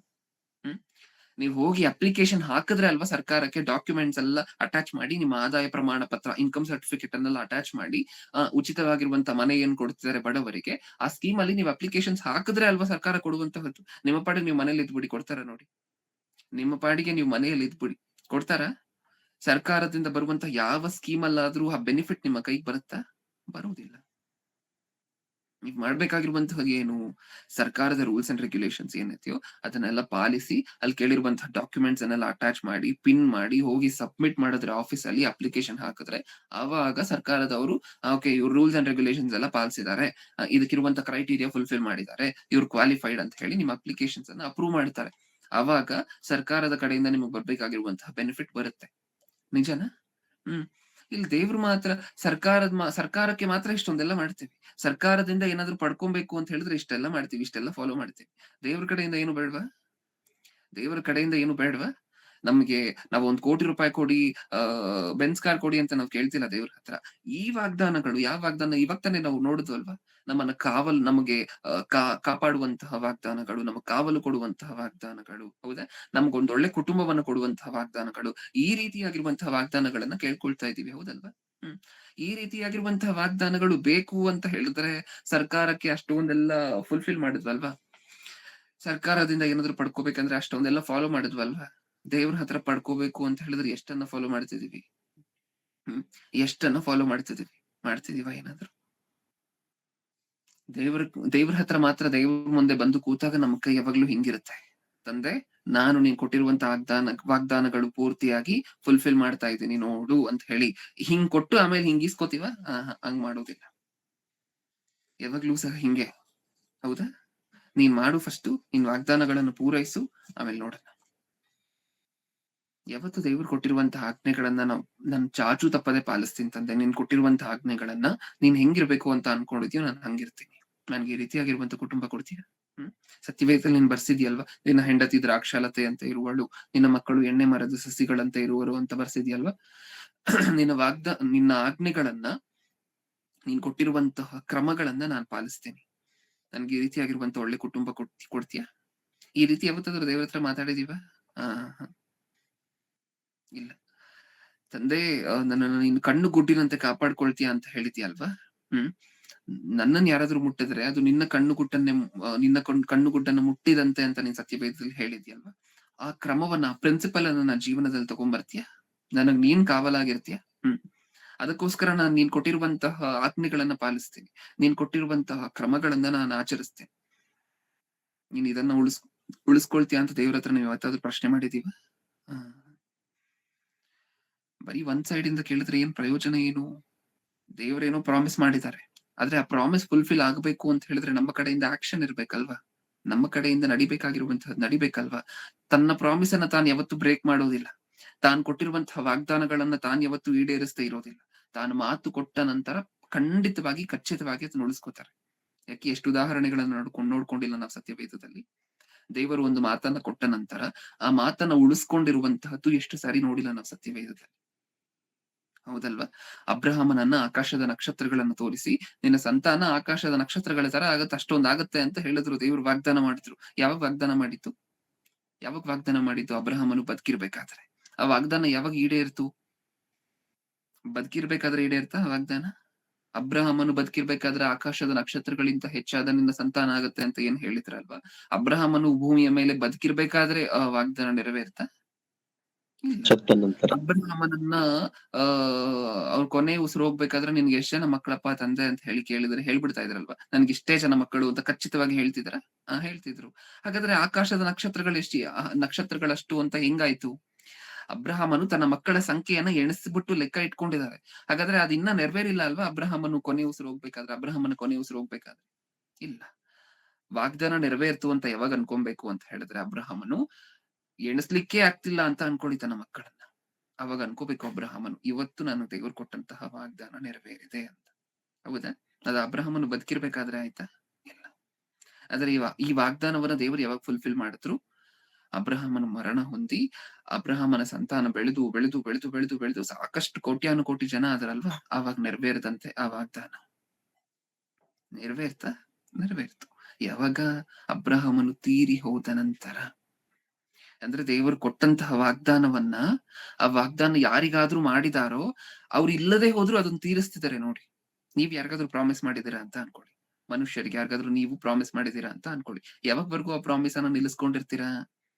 ನೀವ್ ಯಾರಿಗಾದ್ರೂ ಪ್ರಾಮಿಸ್ ಮಾಡಿದಿರೋ ಆ ವ್ಯಕ್ತಿ ತೀರ್ ಹೋದ್ರು ಅಂತ ಅನ್ಕೊಳ್ಳಿ, ಫುಲ್ಫಿಲ್ ಮಾಡ್ತೀರಾ ಆ ಪ್ರಾಮಿಸ್ ಅನ್ನ? ಬ್ರದರ್, ನಾವು ಪ್ರಾಮಿಸ್ ಮಾಡಿದವರೇ ಇಲ್ಲ, ಇವಾಗ ಪ್ರಾಮಿಸ್ ಅನ್ನ ಫುಲ್ಫಿಲ್ ಮಾಡೋ ಪ್ರಯೋಜನ ಏನು ಬ್ರದರ್? ಬಿಟ್ಬಿಡಿ. ಹೌದಲ್ವಾ? ಯಾಕಂದ್ರೆ ನಾವ್ ಯಾರಿಗಾದ್ರೂ ಪ್ರಾಮಿಸ್ ಮಾಡಿದೀವ, ಅವ್ರು ಇಲ್ಲ ಜೀವಂತವಾಗಿ ಇವತ್ತು, ಮತ್ತೇನಕ್ ಪ್ರಾಮಿಸ್ ಅನ್ನು ಫುಲ್ಫಿಲ್ ಮಾಡ್ಬೇಕು? ಬಿಟ್ಬಿಡಿ, ಅದು ಊಫಿ ಅಂತ ಹೇಳಿ ಸುಮ್ನೆ ಆಗೋಗ್ತೀವಿ. ಹೌದಾ? ದೇವ್ರ ಹಂಗಲ್ಲ. ಆ ಮನುಷ್ಯ ಹೋದ್ರೂ ಸಹ, ಆ ಮನುಷ್ಯನ ಮರಣ ಆದರೂ ಸಹ, ಅದಾದ ನಂತರ ಬೇಕಾದ್ರೂ ಅದನ್ನ ನೆನ್ಪಿಟ್ಕೊಂಡು, ಸಾವಿರಾರು ವರ್ಷಗಳ ಕಾಲ ತಾನು ಮಾಡಿರುವಂತಹ ಪ್ರಾಮಿಸ್ ಅನ್ನ ನೆನ್ಪಿಟ್ಕೊಂಡು ಆ ಪ್ರಾಮಿಸ್ ಅನ್ನ ಒಂದಿನ ಅಲ್ಲ ಒಂದಿನ ಫುಲ್ಫಿಲ್ ಮಾಡ್ತಾರೆ. ಅದನ್ನ ಮಾಡಿದ್ರು ಅಬ್ರಹಾಮನ ಕೇಸಲ್ಲಿ. ಏನರ್ಥ ಆಯ್ತು ನಮ್ಗೆ ಇದರಿಂದ? ಮಾತು ಕೊಟ್ಟ ನಂತರ ತಪ್ಪು ಅಂತವ್ರ ದೇವ್ರು? ಮಾತು ಕೊಟ್ಟ ನಂತರ ತಪ್ಪು ಅಂತವ್ರ ಅಲ್ಲ. ಅವ್ರಿಗಿರುವಂತ ಹೆಸರೇ ನಂಬಿಗಸ್ತರು ಅಂತ. ಹಾಗಾದ್ರೆ ಒಂದು ವಾಗ್ದಾನವನ್ನ ಮಾಡಿದ್ದಾರೆ ಅಂದ್ರೆ ಖಚಿತವಾಗಿ ಅದನ್ನ ಫುಲ್ಫಿಲ್ ಮಾಡ್ತಾರೆ. ಅದಕ್ಕೆ ನಮ್ಮ ಕಡೆಯಿಂದ ನಾವು ಮಾಡ್ಬೇಕಾಗಿರುವಂತಹದ್ದು ಏನು? ಅವ್ರ ವಾಗ್ದಾನಗಳನ್ನ ಅವ್ರು ಫುಲ್ಫಿಲ್ ಮಾಡ್ತಾರೆ, ಅದು ಅವ್ರ ಕೆಲಸ. ನಮ್ಮ ಕೆಲಸ ಏನು? ದೇವರ ಆಜ್ಞೆಗಳನ್ನ ನಾವು ಫುಲ್ಫಿಲ್ ಮಾಡ್ಬೇಕು. ದೇವರ ಆಜ್ಞೆಗಳನ್ನ ಒಂದ್ ಕಡೆ ನಾವು ಫುಲ್ಫಿಲ್ ಮಾಡ್ತಾ ಹೋಗ್ತಿದ್ರೆ, ತಾನು ನಮಗ್ ಕೊಟ್ಟಿರುವಂತಹ ವಾಗ್ದಾನಗಳನ್ನ ದೇವರು ಅವ್ರು ಇನ್ನೊಂದ್ ಕಡೆ ಫುಲ್ಫಿಲ್ ಮಾಡ್ತಾ ಬರ್ತಿರ್ತಾರೆ. ಅದು ಅವ್ರ ಕೆಲಸ. ನಾವು ಅವ್ರಿಗೆ ನೆನಪಿಸ್ಬೇಕಾಗಿರುವಂತ ಅವಶ್ಯಕತೆ, ತಂದೆ ಇದು ಕೊಟ್ಟಿಲ್ಲ ನೋಡು ಅಂತ ಅನ್ನುವಂತ ಅವಶ್ಯಕತೆ ಇಲ್ಲ.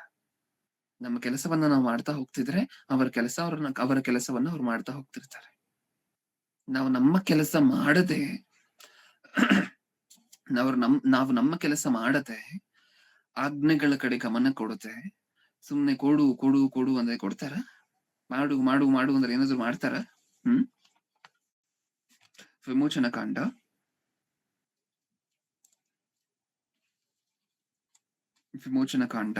19ನೇ ಅಧ್ಯಾಯ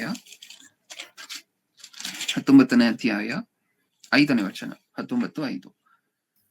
ಹೀಗಿರಲಾಗಿ ನೀವು ನನ್ನ ಮಾತುಗಳನ್ನು ಶ್ರದ್ಧೆಯಿಂದ ಕೇಳಿ ನಾನು ಮಾಡುವ ನಿಬಂಧನೆಗಳನ್ನು ಅನುಸರಿಸಿ ನಡೆದರೆ ನೀವು ಎಲ್ಲಾ ಜನಾಂಗಗಳಲ್ಲಿ ನನಗೆ ಸ್ವಕೀಯ ಜನರಾಗಿ ಇರುವಿರಿ. ಏನ್ ಅರ್ಥ ಆಯ್ತು ನಮ್ಗೆ ಮಾತಿನಿಂದ? ಹೀಗಿರಲಾಗಿ ನೀವು ನನ್ನ ಮಾತನ್ನು ಶ್ರದ್ಧೆಯಿಂದ ಕೇಳಿ ನಾನು ಮಾಡುವ ನಿಬಂಧನೆಯನ್ನು ಅನುಸರಿಸಿ ನಡೆದರೆ ನೀವು ಎಲ್ಲಾ ಜನಾಂಗಗಳಲ್ಲಿ ನನಗೆ ಸ್ವಕೀಯ ಜನರಾಗುವಿರಿ. ಇವಾಗ ನೀವ್ ಹೇಳಿ, ನಾವು ಓದಂತಹ ವಚನದಲ್ಲಿ ವಾಗ್ದಾನ ಮಾತ್ರ ಇದೆಯಾ, ಆಜ್ಞೆ ಮಾತ್ರ ಇದೆಯಾ, ಎರಡೂ ಇದೆಯಾ? ಎರಡೂ ಇದೆಯಾ? ಓಕೆ, ಹಾಗಾದ್ರೆ ಹೇಳಿ, ಇದ್ರಲ್ಲಿ ವಾಗ್ದಾನ ಯಾವುದು, ಆಜ್ಞೆ ಯಾವುದು? ಮಾತುಗಳನ್ನ ಶ್ರದ್ಧೆಯಿಂದ ಕೇಳಿ ಅನುಸರಿಸಬೇಕು ಅನ್ನೋದು ಆಜ್ಞೆ. Very good. ನೆಕ್ಸ್ಟ್, ವಾಗ್ದಾನ ಯಾವುದು? ಎಲ್ಲಾ ಜನರಲ್ಲಿ ಸ್ವಕೀಯ ಜನರಾಗುವಿರಿ ಅನ್ನುವಂಥದ್ದು ವಾಗ್ದಾನ. ಹೌದಾ? ನಮಗ ಅರ್ಥ ಆಯ್ತಾ? ದೇವ್ರು ಒಂದು ವಾಗ್ದಾನ ಮಾಡ್ಬೇಕಾದ್ರೆ ಬರೀ ವಾಗ್ದಾನವನ್ನ ಮಾತ್ರ ಕೊಡ್ತಿಲ್ಲ, ಏನನ್ನೂ ಕೊಡ್ತಿದ್ದಾರೆ, ಜೊತೆಯಲ್ಲಿ ಆಜ್ಞೆಯನ್ನು ಕೊಡ್ತಿದ್ದಾರೆ. ಆಜ್ಞೆಯನ್ನು ಕೊಟ್ಟು ವಾಗ್ದಾನ ಕೊಡ್ತಿದ್ದಾರೆ. ಇನ್ಫ್ಯಾಕ್ಟ್ ಫಸ್ಟ್ ಆಜ್ಞೆ ಕೊಟ್ಟು ಆಮೇಲೆ ವಾಗ್ದಾನ ಕೊಡ್ತಿದ್ದಾರೆ. ನೀವು ಈ ರೀತಿ ಇದ್ರೆ ಈ ತರ ಮಾಡ್ತೀನಿ, ಈ ತರ ಇದ್ರೆ ಮಾತ್ರ ಈ ತರ ಮಾಡ್ತೀನಿ. ನೀವ್ ಈ ತರ ಇಲ್ಲ ಅಂತ ಅನ್ಕೊಳ್ಳಿ, ಆ ತರ ಖಂಡಿತವಾಗ್ಲೂ ಮಾಡೋದಿಲ್ಲ. ಅದೇ ಅಲ್ವಾ ಮಾತಿಗೆ ಅರ್ಥ. ನೀವು ಎಲ್ಲಾ ಜನಾಂಗಗಳಲ್ಲಿ ನನಗೆ ಸ್ವಕೀಯರಾಗುವಿರಿ, ಇದು ವಾಗ್ದಾನ. ಅದು ವಾಗ್ದಾನ ಈಡೇರ್ಬೇಕು ಅಂತ ಹೇಳಿದ್ರೆ ಯಾವ ಆಜ್ಞೆಯನ್ನ ಪಾಲಿಸ್ಬೇಕು? ನೀವು ನನ್ನ ಮಾತನ್ನ ಭಯಭಕ್ತಿಯಿಂದ ಶ್ರದ್ಧೆಯಿಂದ ಅನುಸರಿಸಿ ನಡೆದರೆ ನೀವು ಅನುಸರಿಸ್ಬೇಕು, ಅದನ್ನ ಪಾಲಿಸ್ಬೇಕು, ಅದನ್ನ ನಿಮ್ಮ ಜೀವನದಲ್ಲಿ ಅಳವಡಿಸ್ಕೋಬೇಕು. ಈ ತರ ಮಾಡಿದ್ರೆ ನಾನು ಆ ತರ ಮಾಡ್ತೀನಿ, ಈ ತರ ಮಾಡಿದ್ರೆ ನಾನು ಆ ತರ ಮಾಡ್ತೀನಿ. ನೀವ್ ಈ ತರ ಮಾಡಿಲ್ಲ ಅಂದ್ರೆ ನಾನು ಬೇರೆ ತರ ಮಾಡ್ತೀನಿ. ಅದ್ ಕೆಳಗಡೆ ಬರ್ಸಿದಾರ, ಹಂಗೆ ನೀವು ಓದ್ಕೊಂಡು ಹೋದ್ರೆ ಗೊತ್ತಾಗುತ್ತೆ. ನೀವ್ ಈ ತರ ಮಾಡದೆ ಹೋದ್ರೆ ಸುಮ್ನೆ ಬಿಡೋದಿಲ್ಲ, ಶಿಕ್ಷೆ ಕೊಡ್ತೀನಿ ಅಂತಾನು ಬರ್ಸಿದ್ದಾರೆ. ಹೌದಾ? ಎಷ್ಟ್ ನೀಟಾಗಿದೆ ನೋಡಿ ದೇವರ ಪಾಲಿಸಿ. ನೀವ್ ನನ್ನ ಆಜ್ಞೆಗಳನ್ನ ಅನುಸರಿಸಿ ನಡೆದ್ರೆ ನೀವ್ ಎಲ್ಲಾ ಜನಾಂಗಗಳಲ್ಲಿ ನನಗ್ ಸ್ವಕೀಯರಾಗಿರ್ತೀರಾ. ನೀವ್ ಅನುಸರಿಸಿಲ್ವಾ, ಅವಾಗ ಶುರು ಆಗುತ್ತೆ ನನ್ನ ಕಡೆಯಿಂದ ನಿಮಗ್ ಶಿಕ್ಷೆ ಅಂತ ಹೇಳಿದ್ದಾರೆ. ಹೌದಾ? ನೀವ್ ಅನುಸರಿಸಿದ್ರೆ ಆಶೀರ್ವಾದ, ಅನುಸರಿಸದೆ ಹೋದ್ರೆ ಶಿಕ್ಷೆ. ಹಾಗಾದ್ರೆ ವಾಗ್ದಾನಕ್ಕಿಂತ ಮುಂಚೆ ಏನಿದೆ? ಆಜ್ಞೆಗಳಿದೆ. ಆ ಆಜ್ಞೆಗಳನ್ನ ಪಾಲಿಸಿದ್ರೆ ವಾಗ್ದಾನಗಳು, ಆಶೀರ್ವಾದಗಳು ವಾಗ್ದಾನಗಳು ಅಂದ್ರೆ ಯಾವ ತರ ವಾಗ್ದಾನಗಳು, ಯಾವ ತರ ಆಶೀರ್ವಾದಗಳು ಅಂದ್ರೆ ನಾನು ಈಗಾಗ್ಲೇ ಹೇಳಿದ್ದೀನಿ. ಹಣಕ್ಕೆ ಸಂಬಂಧಪಟ್ಟಂತೆ, ಐಶ್ವರ್ಯಕ್ಕೆ ಸಂಬಂಧಪಟ್ಟಂತೆ, ಕೋಟೆಗೆ ಸಂಬಂಧಪಟ್ಟಂತೆ ಇರುವಂತಹ ವಾಗ್ದಾನಗಳು, ಆಶೀರ್ವಾದಗಳ ಬಗ್ಗೆ ನಾವು ನೋಡ್ತಿಲ್ಲ. ಯಾವ್ದ್ರ ಬಗ್ಗೆ ನೋಡ್ತಿದೀವಿ? ದೇವರು ನಮ್ಗೆ ಕೊಡುವಂತಹ ಕಾವಲಿನ ಬಗ್ಗೆ, ದೇವರು ನಮ್ಗೆ ಕೊಡುವಂತಹ ಕುಟುಂಬಗಳ ಬಗ್ಗೆ, ಈ ರೀತಿಯಾಗಿರುವಂತಹ ವಾಗ್ದಾನಗಳು ಫುಲ್ಫಿಲ್ ಮಾಡ್ತಾರ, ಖಚಿತವಾಗಿ ಫುಲ್ಫಿಲ್ ಮಾಡ್ತಾರೆ. ಆದ್ರೆ ನಾವು ಮಾಡ್ಬೇಕಾಗಿರುವಂತಹದ್ದು ಏನು? ಆಜ್ಞೆಗಳನ್ನ ಪಾಲಿಸ್ತೀನಿ ಅಂತ ಹೇಳಿದ್ರೆ ಸಾಕಾಗೋದಿಲ್ವಂತೆ. ಆಜ್ಞೆಗಳು ತಾನೇ ಪಾಲಿಸ್ತೀನಿ ಬಿಡಿ ತಂದೆ ಅಂದ್ರೆ ಸಾಕಾಗೋದಿಲ್ವಂತೆ. ಹೆಂಗ್ ಪಾಲಿಸ್ಬೇಕಂತೆ ಆಜ್ಞೆಗಳನ್ನ? ಇನ್ನೊಂದ್ಸರಿ ಓದೋಣ ಅದೇ ಮಾತನ್ನ. ಹೀಗಿರಲಾಗಿ ನೀವು ನನ್ನ ಮಾತನ್ನು ಶ್ರದ್ಧೆಯಿಂದ ಕೇಳಿ. ಹೆಂಗಿರ್ಬೇಕಂತ ದೇವರ ವಾಕ್ಯ ಅಂದ್ರೆ ನಾವು ಶ್ರದ್ಧೆಯಿಂದ, ಭಯಭಕ್ತಿ ಉಳ್ಳವರಾಗಿ. ಶ್ರದ್ಧೆ ಅಂದ್ರೆ ಏನು? ಪೂರ್ತಿಯಾಗಿ ಕಾನ್ಸಂಟ್ರೇಷನ್ ಕೊಟ್ಟು ದೇವರ ವಾಕ್ಯವನ್ನ ಕೇಳ್ಬೇಕಾದ್ರೆ, ದೇವರ ವಾಕ್ಯಕ್ಕೆ ನಾವು ಕೊಡ್ಬೇಕಾಗಿರುವಂತಹ ಮರ್ಯಾದೆ, ಗೌರವ ಎಲ್ಲ ಆಕಾಶದ ಎತ್ತರಕ್ಕಿರ್ಬೇಕಂತೆ. ಅದು ಶ್ರದ್ಧೆ ಅಂದ್ರೆ. ಹೌದಲ್ವಾ? ಅಷ್ಟು ಗೌರವ, ಅಷ್ಟು ಮರ್ಯಾದೆ ದೇವರ ಮಾತು ಅಂದ್ರೆ. ಆ ತರ ಕೊಟ್ಟು ದೇವರ ವಾಕ್ಯವನ್ನ ಆ ಸ್ಥಾನದಲ್ಲಿ ಇಟ್ಕೊಂಡ್ರೆ ಭಯಭಕ್ತಿ ಉಳ್ಳವರಾಗಿ. ಮತ್ತೆ ಹೆಂಗಂದ್ರೆ ಹಂಗಲ್ಲ, ಒಂದೊಂದು ಪದಗಳು ಸಹ ಮಿಸ್ ಆಗ್ಬಾರ್ದು ದೇವ್ರು ಕೊಟ್ಟಿರುವಂತಹ ಆಜ್ಞೆಗಳಲ್ಲಿ. ಆ ತರ ಅನುಸರಿಸಿ ನಡೆದ್ರೆ ದೇವರು ಸಹ ಒಂದು ಪದನೂ ಸಹ ಮಿಸ್ ಆಗದಂತೆ ತಾನು ಮಾಡಿರುವಂತಹ ವಾಗ್ದಾನಗಳಲ್ಲಿ ವಾಗ್ದಾನವನ್ನ ನೆರವೇರಿಸ್ತಾರೆ, ಖಚಿತವಾಗಿ ನೆರವೇರಿಸ್ತಾರೆ. ಅದನ್ನೇ ಬರ್ಸಿದಾರಲ್ಲಿ. ನೀವ್ ಈ ತರ ಇದ್ರೆ ನಾನು ಆ ತರ ಮಾಡ್ತೀನಿ. ಅದೇ 19ನೇ ಅಧ್ಯಾಯ,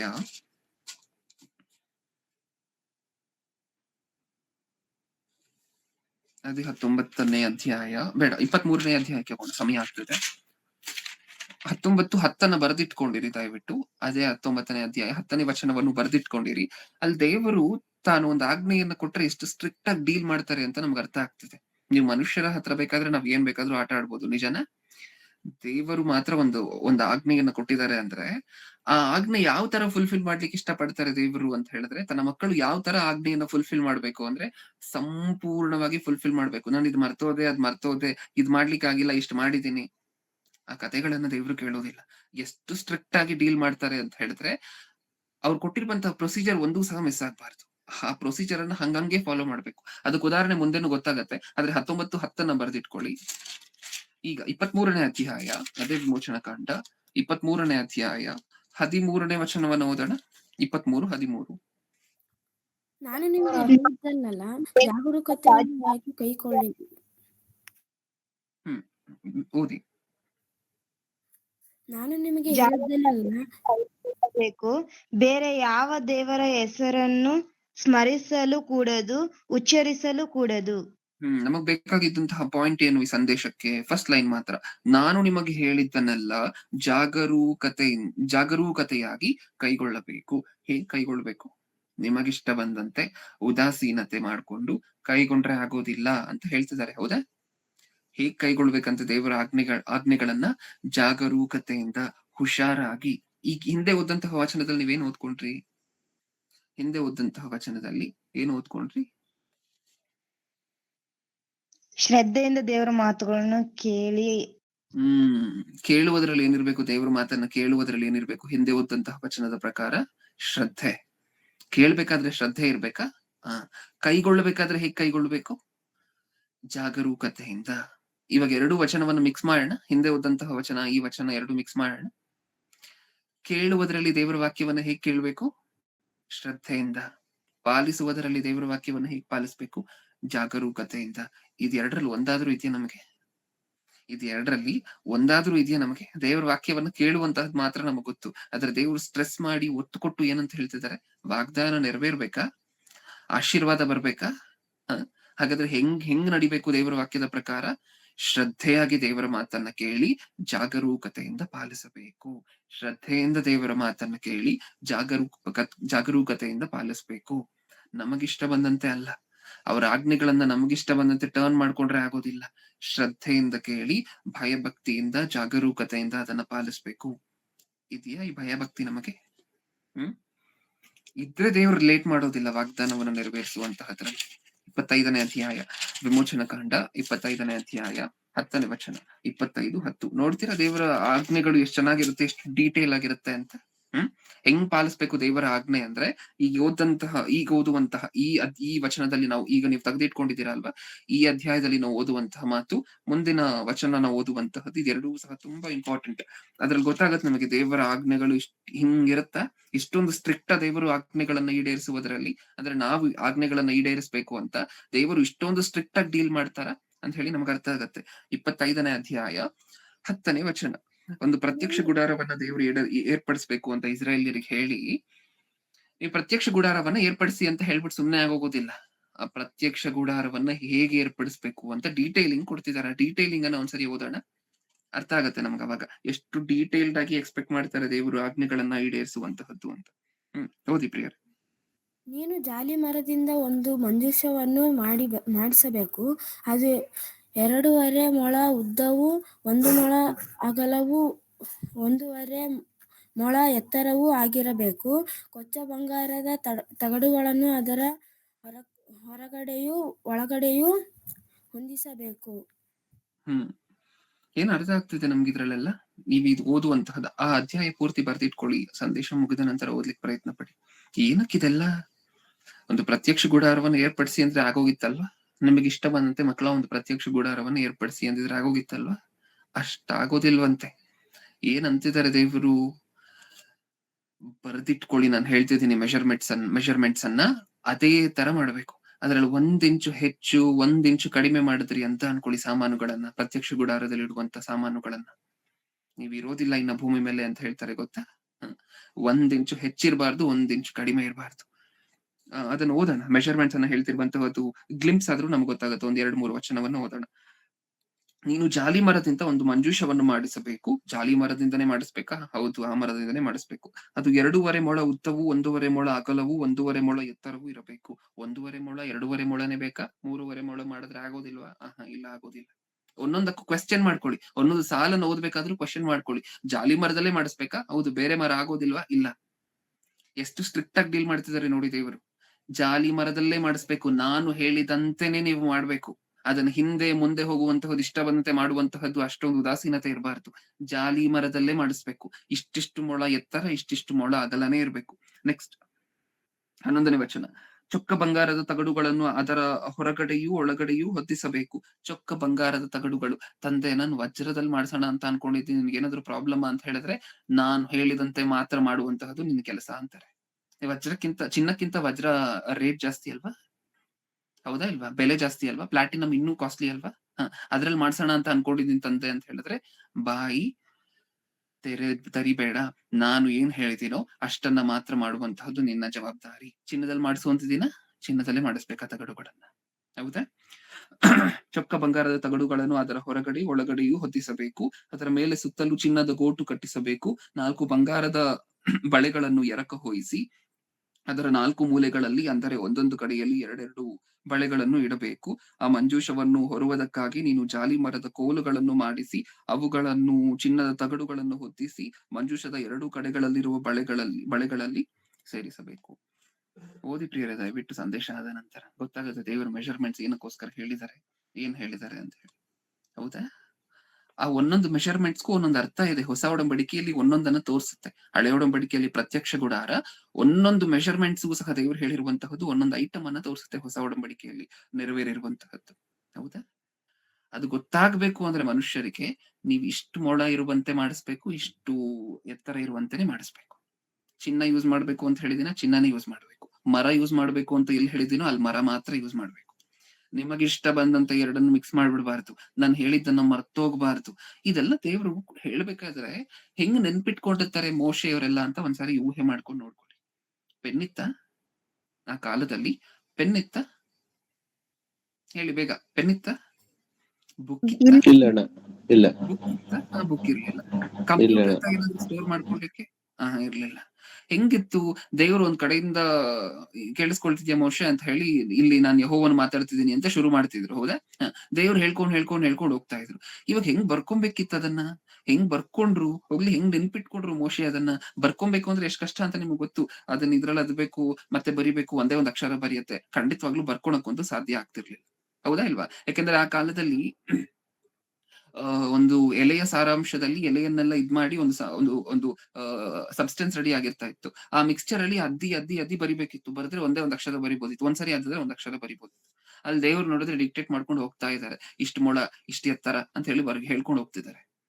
ಇನ್ನು ಮೋಶೆ ಎಷ್ಟು ಭಯಭಕ್ತಿ ಉಳ್ಳವನಾಗಿ ಅದನ್ನ ಕೇಳಿಸ್ಕೊಂಡಿರ್ಬೇಕು ಅಂತ ಒಂದ್ಸರಿ ಊಹೆ ಮಾಡ್ಕೊಂಡು ನೋಡ್ಕೊಳ್ಳಿ ಒಂದ್ಸರಿ. ಹೌದಾ? ದೇವರು ಇಷ್ಟು ಮೊಳ, ಇಷ್ಟು ಎತ್ತರ, ಇದು ಹಿಂಗಿರ್ಬೇಕು, ಅದು ಅಷ್ಟು ಬಳೆಗಳಿರ್ಬೇಕು, ಇಷ್ಟು ಬಳೆಗಳನ್ನ ಹಾಕಿಸಿ ಇದನ್ನ ಮಾಡಿಸ್ಬೇಕು, ಇದನ್ನ ಚಿನ್ನದಲ್ಲಿ ಮಾಡಿಸ್ಬೇಕು, ಇದನ್ನ ಇದ್ರಲ್ಲಿ ಮಾಡಿಸ್ಬೇಕು. ಆ ಅಧ್ಯಾಯ ಪೂರ್ತಿ ಇನ್ಸ್ಟ್ರಕ್ಷನ್ ಕೊಡ್ತಾ ಹೋಗ್ತಿದ್ದಾರೆ.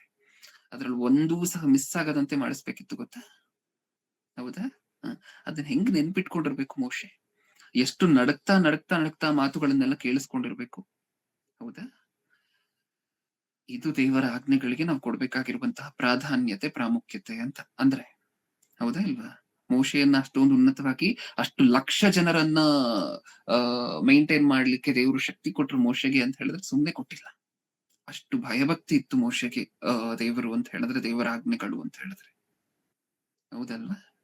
ಎಲ್ಲಿ ನಮ್ಗೆ ಇವಾಗ ಸಂದೇಶ ಕೇಳಿರ್ತೀವಿ, ಅರ್ಧ ಗಂಟೆಗೆ ಏನ್ ಹೇಳಿದ್ರು ಅಂದ್ರೆ, ಬ್ರದರ್ ಸಂದೇಶನ ಅಂತ ಹೇಳಿ 3-4 ನಿಮಿಷ ಯೋಚನೆ ಮಾಡ್ತಿರ್ತೀವಿ. ಹೌದಾ? ಟೈಟಲ್ ಹೇಳಲಿಕ್ಕೆ. ಆ ಅಧ್ಯಾಯ ಇವಾಗ ನೀನು ಓದಂತ ಅಧ್ಯಾಯವನ್ನ ಪೂರ್ತಿಯಾಗಿ ಓದಿದ ಬಿಟ್ಟು ದೇವರು ಅಂದ್ರೆ ಏನು, ದೇವರು ಆಜ್ಞೆಗಳ ಬಗ್ಗೆ ಎಷ್ಟು ಸ್ಟ್ರಿಕ್ಟ್ ಆಗಿರ್ತಾರೆ ಅಂತ ಹೇಳಿ ನಮ್ಗೆ ಅರ್ಥ ಆಗತ್ತಾ? ಯಾಜಕ ಕಾಂಡ ಕೊನೆ ವಚನ ಇವತ್ತಿಗೆ ಮುಗಿಸ್ಕೊಳ್ಳಿ. ಯಾಜಕ ಕಾಂಡ 8ನೇ ಅಧ್ಯಾಯ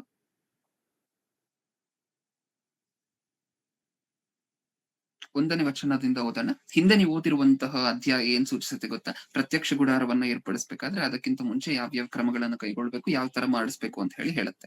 ಈಗ ನೀವು ಓದುವಂತಹದ್ದು ಹೆಡ್ಡಿಂಗ್ ಅಲ್ಲಿ ಇರುತ್ತೆ ನೋಡಿ. ಆರೋನನು ಅವನ ಮಕ್ಕಳು ಯಾಜಕೋದ್ಯೋಗವನ್ನು ವಹಿಸಿಕೊಂಡದ್ದು. ಅಂದ್ರೆ ಯಾಜಕರನ್ನ ನೇಮಿಸ್ಬೇಕಾದ್ರೆ, ಆರೋನರನ್ನ ಯಾಜಕರಾಗಿ ನೇಮಿಸ್ಬೇಕು ಅಂತ ಹೇಳಿದ್ರೆ ಯಾವ ಪ್ರೊಸೀಜರ್ ಫಾಲೋ ಮಾಡ್ಬೇಕು, ಇದಿಷ್ಟು ಮೋಶೆ ಬಾಧ್ಯತೆ. ಇಷ್ಟಕ್ಕೂ ಈಗ ನಾವು ನೋಡ್ತಿರುವಂತಹದ್ದು ಎಲ್ಲವೂ ಸಹ ಮೋಶೆ ಬಾಧ್ಯತೆ. ಎಲ್ಲ ಅವರೇ ನೆನ್ಪಿಟ್ಕೋಬೇಕು, ಎಲ್ಲ ಅವರೇ ಕರೆಕ್ಟ್ ಆಗಿರುವಂತೆ ನೋಡ್ಕೋಬೇಕು. ಹೌದಾ? ಈಗ ಇಷ್ಟಕ್ಕೂ ಯಾಜಕರನ್ನ ಅಭಿಷೇಕಿಸ್ಬೇಕಾದ್ರೆ ಏನೇನ್ ಪ್ರೊಸೀಜರ್ ಫಾಲೋ ಮಾಡ್ಬೇಕಂತ 8ನೇ ಅಧ್ಯಾಯ 1ನೇ ವಚನದಿಂದ ನಾನೇ ಓದ್ತೀನಿ ನೋಡಿ. ಮೋಶೆಗೆ ನೀನು ಆರೋನನನ್ನು ಅವನ ಗಂಡು ಮಕ್ಕಳನ್ನು ಕರಕೊಂಡು ಅವರಿಗೆ ಬೇಕಾದ ದೀಕ್ಷಾ ವಸ್ತ್ರಗಳನ್ನು, ಅಭಿಷೇಕ ತೈಲವನ್ನು, ದೋಷ ಪರಿಹಾರಕ್ಕಾಗಿ ಸಮರ್ಪಿಸಬೇಕಾದ ಹೋರಿಯನ್ನು, 2 ಟಗರುಗಳನ್ನು, ಹುಳಿಯಿಲ್ಲದ ಭಕ್ಷ್ಯಗಳು ತುಂಬಿರುವ ಪುಟ್ಟಿಯನ್ನು ತೆಗೆದುಕೊಂಡು ಬಂದು ಜನಸಮೂಹವನ್ನೆಲ್ಲ ದೇವದರ್ಶನದ ಗುಡಾರದ ಬಾಗಿಲಿನ ಹತ್ತರಕ್ಕೆ ಕರೆಸು ಎಂದು ಆಜ್ಞಾಪಿಸಲಾಗಿ ಯೆಹೋವನು ಹೇಳಿದಂತೆ ಮೋಶೆ ಮಾಡಿದನು. ನಮ್ಗೆ ಓದಕ್ಕೆ ಸಾಕಾಗೋಗುತ್ತಲ್ವಾ? ಮೋಶೆಗೆ ಎಷ್ಟು ಸಾಕಾಗಿರ್ಬೇಕು ಪಾಪ. ಹೌದಲ್ವಾ? ಇದನ್ನ ಈಡೇರಿಸ್ಬೇಕಾದ್ರೆ ಮೋಶೆಗೆ ಹೆಂಗಾಗಿರ್ಬೇಕು, ಎಷ್ಟು ಸಾಕಾಗಿರ್ಬೇಕು ಒಂದ್ಸರಿ ಯೋಚನೆ ಮಾಡಿ ನೋಡಿ. ಒಂದು ಚಿಕ್ಕ ಮಾತು, ಇಂಟ್ರಡಕ್ಟರಿ ಲೈನ್ ಹೆಂಗಿದೆ? ಇಂಟ್ರಡಕ್ಟರಿ ಲೈನ್ ಇವಾಗ ತಾನೇ ಓದಿರುವಂತಹದ್ದು. ಜನರನ್ನ ಅಲ್ಲಿ ಕರ್ಕೊಂಡ್ ಬಂದಿದ್ರೆ ಆಗೋಗಿತ್ತಲ್ವಾ? ಜನರನ್ನ, ಎಲ್ಲರನ್ನೂ ಸಹ ದೇವದರ್ಶನದ ಗುಡಾರದ ಹತ್ರ ಕರ್ಕೊಂಬ ಅಂದ್ರೆ ಆಗೋಗಿತ್ತಲ್ವಾ? ಅದಲ್ಲ, ಏನೇನ್ ಕರ್ಕೊಂಡ್ಬರ್ಬೇಕಾದ್ರೆ ಏನೇನ್ ತಗೊಂಡ್ ಬರ್ಬೇಕು ಇನ್ನೊಂದ್ಸರಿ ಓದೋಣ. ನೀನು ಆರೋನನನ್ನು ಅವನ ಗಂಡು ಮಕ್ಕಳನ್ನು ಕರಕೊಂಡು ಅವರಿಗೆ ಬೇಕಾದ ದೀಕ್ಷಾ ವಸ್ತ್ರಗಳನ್ನು, ಲಿಸ್ಟ್ ಹೇಳ್ತಿದಾರೆ ದೇವ್ರು ಏನೇನ್ ತರಬೇಕು ಅಂತ ಹೇಳಿ. ನಿಮ್ಮ ಮನೆಗೆ ಏನಾದ್ರು ಮಾಡಿಸ್ಬೇಕು ಅಂತ ಹೇಳಿದ್ರೆ ಲಿಸ್ಟ್ ಅನ್ಕೊಂಡ್ ಹೋಗ್ತೀರಾ, ಇದಿಷ್ಟು ತರಬೇಕು ಅಡಿಗೆಗೆ ಅಂತ ಅನ್ಕೊಂಡ್ ಹೋಗ್ತೀರಾ ಹೊರಗಡೆ. ಒಂದನ್ನ ಮರ್ತ್ಬಿಟ್ಟು ಬಂದಿರ್ತೀರಾ ಬರೋಷ್ಟ್ರಲ್ಲಿ. ಹೌದಾ? ಒಂದನ್ನ ಮರ್ತ್ಬಿಟ್ಟು ಬಂದಿರ್ತೀರಾ ಬರೋಷ್ಟ್ರಲ್ಲಿ, ದೊಡ್ಡ ಲಿಸ್ಟ್ ಇಟ್ಕೊಂಡು ಹೋದ್ರೆ ಮನ್ಸಲ್ಲಿ. ಅಂದ್ರೆ ನಿಮ್ ಮನೆಗ್ ಬೇಕಾಗಿರುವಂತಹ 4 ಐಟಮ್ ಅನ್ನ ತರ್ಲಿಕ್ಕೆ ಹೋಗಿ 3 ಐಟಮ್ ಅನ್ನ ತಗೊಂಡ್ ಮನೆಗ್ ಬರ್ತೀರಾ, ಒಂದನ್ನ ಮರ್ತಿ 4 ಐಟಮ್ ಅಲ್ಲಿ.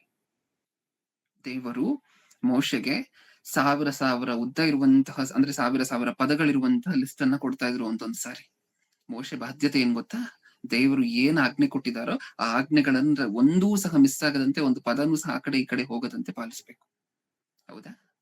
ಏನಂತ ಹೇಳಿದ್ರು ಇಂಟ್ರಡಕ್ಟರಿ ಓಪನಿಂಗ್ ಲೈನ್ ಅಲ್ಲಿ, ನೀನು ಆರೋನನ್ನು ಅವನ ಗಂಡು ಮಕ್ಕಳನ್ನು ಕರೆಕೊಂಡು ಅವರಿಗೆ ಬೇಕಾದ ದೀಕ್ಷಾ ವಸ್ತ್ರಗಳನ್ನು, ಪಾಯಿಂಟ್ ನಂಬರ್ 1 ಅಭಿಷೇಕ ತೈಲವನ್ನು, ಪಾಯಿಂಟ್ ನಂಬರ್ 2 ದೋಷ ಪರಿಹಾರಕ್ಕಾಗಿ ಸಮರ್ಪಿಸಬೇಕಾದ ಹೋರಿಗಳನ್ನು, ಪಾಯಿಂಟ್ ನಂಬರ್ 3, ಪಾಯಿಂಟ್ ನಂಬರ್ 4 ಏನು 2 ಟಗರುಗಳನ್ನು, ನೆಕ್ಸ್ಟ್ ಪಾಯಿಂಟ್ ನಂಬರ್ 5 ಏನು ಹುಳಿ ಇಲ್ಲದ ಭಕ್ಷ್ಯಗಳು ತುಂಬಿಡುವ ಪುಟ್ಟಿಯನ್ನು, ಅದು ಪಾಯಿಂಟ್ ನಂಬರ್ 5. 5 ಐಟಮ್ ಅನ್ನು ತಗೊಂಡು ಜನ ಸಮೂಹವನ್ನೆಲ್ಲ ದೇವದರ್ಶನದ ಗುಡಾರದ ಬಾಗಿಲಿನ ಹತ್ತಿರಕ್ಕೆ ಕರೆಸು ಎಂದು ಆಜ್ಞಾಪಿಸಲಾಗಿ ಯೆಹೋವನು ಹೇಳಿದಂತೆ ಮೋಶೆ ಮಾಡಿದನು. ಜನಸಮೂಹ ಎಲ್ಲ ದೇವದರ್ಶನದ ಗುಡಾರದ ಬಾಗಿಲಿಗೆ ಮಾತ್ರ ಬರ್ಬೇಕು. ಅಪ್ಪಿ ತಪ್ಪಿ ದೇವದರ್ಶನದ ಗುಡಾರದ ಹತ್ರ ಬಾ ಅಂದಿದ್ರು ದೇವ್ರು, ಒಳಗಡೆ ಕರ್ಕೊಂಡು ಹೋದ್ರು ಏನ್ ತೊಂದ್ರೆ ಇಲ್ಲ ಅಂತ ಮರ್ತು ಕರ್ಕೊಂಡು ಹೋದ್ರು ಅಂತ ಅನ್ಕೊಳ್ಳಿ, ಮುಗಿದು ಹೋಯ್ತು ಕತೆ. ಹೌದಾ? ಏನ್ ಅರ್ಥ ಆಯ್ತು ನಮ್ಗೆ? ಈ ಅಧ್ಯಾಯವನ್ನು ಸಹ ದಯವಿಟ್ಟು ಓದಿ ಸಂದೇಶ ಮುಗಿದ ನಂತರ. ದೇವರು ಎಷ್ಟು ಸ್ಟ್ರಿಕ್ಟ್ ಅಂತ ನಮಗ್ ಗೊತ್ತಾಗತ್ತೆ. ದೇವರು ಎಷ್ಟು ಶಿಸ್ತನ್ನ ಪಾಲಿಸುವಂತವ್ರು ಅಂತ ನಮಗ್ ಅರ್ಥ ಆಗುತ್ತೆ. ಶಿಸ್ತು ಅನ್ನುವಂತಹ ಪದವನ್ನು ಕೇಳಿದೀವಲ್ವಾ, ಡಿಸಿಪ್ಲಿನ್ ಅಂತ ಹೇಳಿ ಕರಿತೀವಿ. ಇಡೀ ಪ್ರಪಂಚದಲ್ಲಿ ಯಾರಿಗಾದ್ರೂ ಹೈಯೆಸ್ಟ್ ಲೆವೆಲ್ ಆಫ್ ಡಿಸಿಪ್ಲಿನ್ ಇದೆ ಅಂತ ಹೇಳಿದ್ರೆ, ಹೈಯೆಸ್ಟ್ ಲೆವೆಲ್ ಆಫ್ ಶಿಸ್ತು ಇದೆ ಅಂತ ಹೇಳಿದ್ರೆ ಅದು ದೇವರಿಗೆ ಮಾತ್ರ. ಹೌದಾ? ತನ್ನ ಮಕ್ಕಳು ಹಾಗೆ ಇರ್ಬೇಕಂತ ದೇವರು ಕೋರ್ಕೊಳ್ತಾರೆ. ದೇವರ ಆಜ್ಞೆಯನ್ನ ಕೊಟ್ಟಿದ್ದಾರೆ ಅಂದ್ರೆ ಆಜ್ಞೆಯನ್ನ ಈಡೇರಿಸ್ಬೇಕು. ಅದ್ ನನ್ ಕೈಯಲ್ಲಿ ಆಗೋದಿಲ್ಲ, ಇದ್ ನನ್ ಕೈಯಲ್ಲಿ ಆಗೋದಿಲ್ಲ, ಇದು ನನ್ ಕಷ್ಟ, ಇದು ನನ್ ಮ್ಯೂಟ್ ಮಾಡ್ಕೊಳ್ಳಿ ಪ್ರಿಯರೇ, ಸೌಂಡ್ ಬರ್ತದೆ. ಇದು ನನ್ ಕಷ್ಟ, ಇದು ನನ್ಗೆ ಆಗೋದಿಲ್ಲ, ಈ ತರ ಎಲ್ಲ ಇರಬಾರ್ದು ತನ್ನ ಮಕ್ಕಳು. ಶಿಸ್ತು ಅಂದ್ರೆ ಹಂಗಿರ್ಬೇಕು. ಇದು ದೇವ್ರು ಎಕ್ಸ್ಪೆಕ್ಟ್ ಮಾಡ್ತಿರುವಂತಹದ್ದು. ಈ ತರ ಇದ್ರೆ ಖಂಡಿತವಾಗಿ ದೇವರು ಏನ್ ಮಾಡ್ತಾರೆ? ತಾನು ಕೊಟ್ಟಿರುವಂತಹ ವಾಗ್ದಾನಗಳನ್ನ ಈಡೇರಿಸ್ತಾರೆ. ತಾನು ಮಾಡಿರುವಂತಹ ಆಶೀರ್ವಾದಗಳನ್ನ ಕೊಡ್ತಾರೆ. ಇರ್ತೀವ ಅಟ್ಲೀಸ್ಟ್ ದೇವರು ವಾಗ್ದಾನಗಳನ್ನ ಫುಲ್ಫಿಲ್ ಮಾಡ್ತಾರೆ ಅನ್ನುವಂತ ಆಸೆಯನ್ನ ಇಟ್ಕೊಂಡಾದ್ರೂ ದೇವರ ವಾಗ್ದಾನಗಳನ್ನ ಈ ತರ ಖಂಡಿತವಾಗ್ಲಿ ಪಾಲಿಸ್ಲಿಕ್ಕೆ ಟ್ರೈ ಮಾಡೋಣ. ಹೌದಲ್ವಾ? ಯಾಕಂದ್ರೆ ದೇವರಂತೂ ಪ್ರಾಮಿಸ್ ಅನ್ನ ಮಿಸ್ ಮಾಡೋದಿಲ್ಲ. ನಾನಂತೂ ನಿಮಗೆ ಕೊಟ್ಟಿರುವಂತಹ ವಾಗ್ದಾನಗಳನ್ನ ತಪ್ಪಿಸೋದಿಲ್ಲ ಅಂತ ಹೇಳಿದ್ದಾರೆ. ತಾನು ಕೊಟ್ಟಿರುವಂತಹ ಪ್ರಾಮಿಸ್ ಅನ್ನ ತಾನು ಬ್ರೇಕ್ ಮಾಡೋದಿಲ್ಲ, ತಾನು ಈಡೇರಿಸ್ತಾರೆ. ಆದ್ರೆ ನಮ್ಮ ಕಡೆಯಿಂದ ನಾವು ಮಾಡ್ಬೇಕಾಗಿರುವಂತಹದ್ದು ಏನು? ವಾಗ್ದಾನಗಳು. ಯಾಕಂದ್ರೆ ದೇವರು ವಾಗ್ದಾನಗಳನ್ನ ಕೊಟ್ಟ ನಂತರನೇ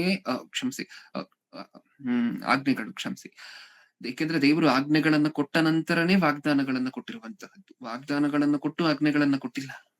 ಆಜ್ಞೆಗಳನ್ನ ಕೊಟ್ಟು ಆ ನಂತರ ವಾಗ್ದಾನಗಳನ್ನ ಕೊಟ್ಟಿದ್ದಾರೆ. ಈ ಆಜ್ಞೆಗಳನ್ನ ನೀವು ಪಾಲಿಸಿ ಮಕ್ಕಳ, ನಾನು ವಾಗ್ದಾನಗಳನ್ನ ನಾನ್ ನೋಡ್ಕೋತೀನಿ.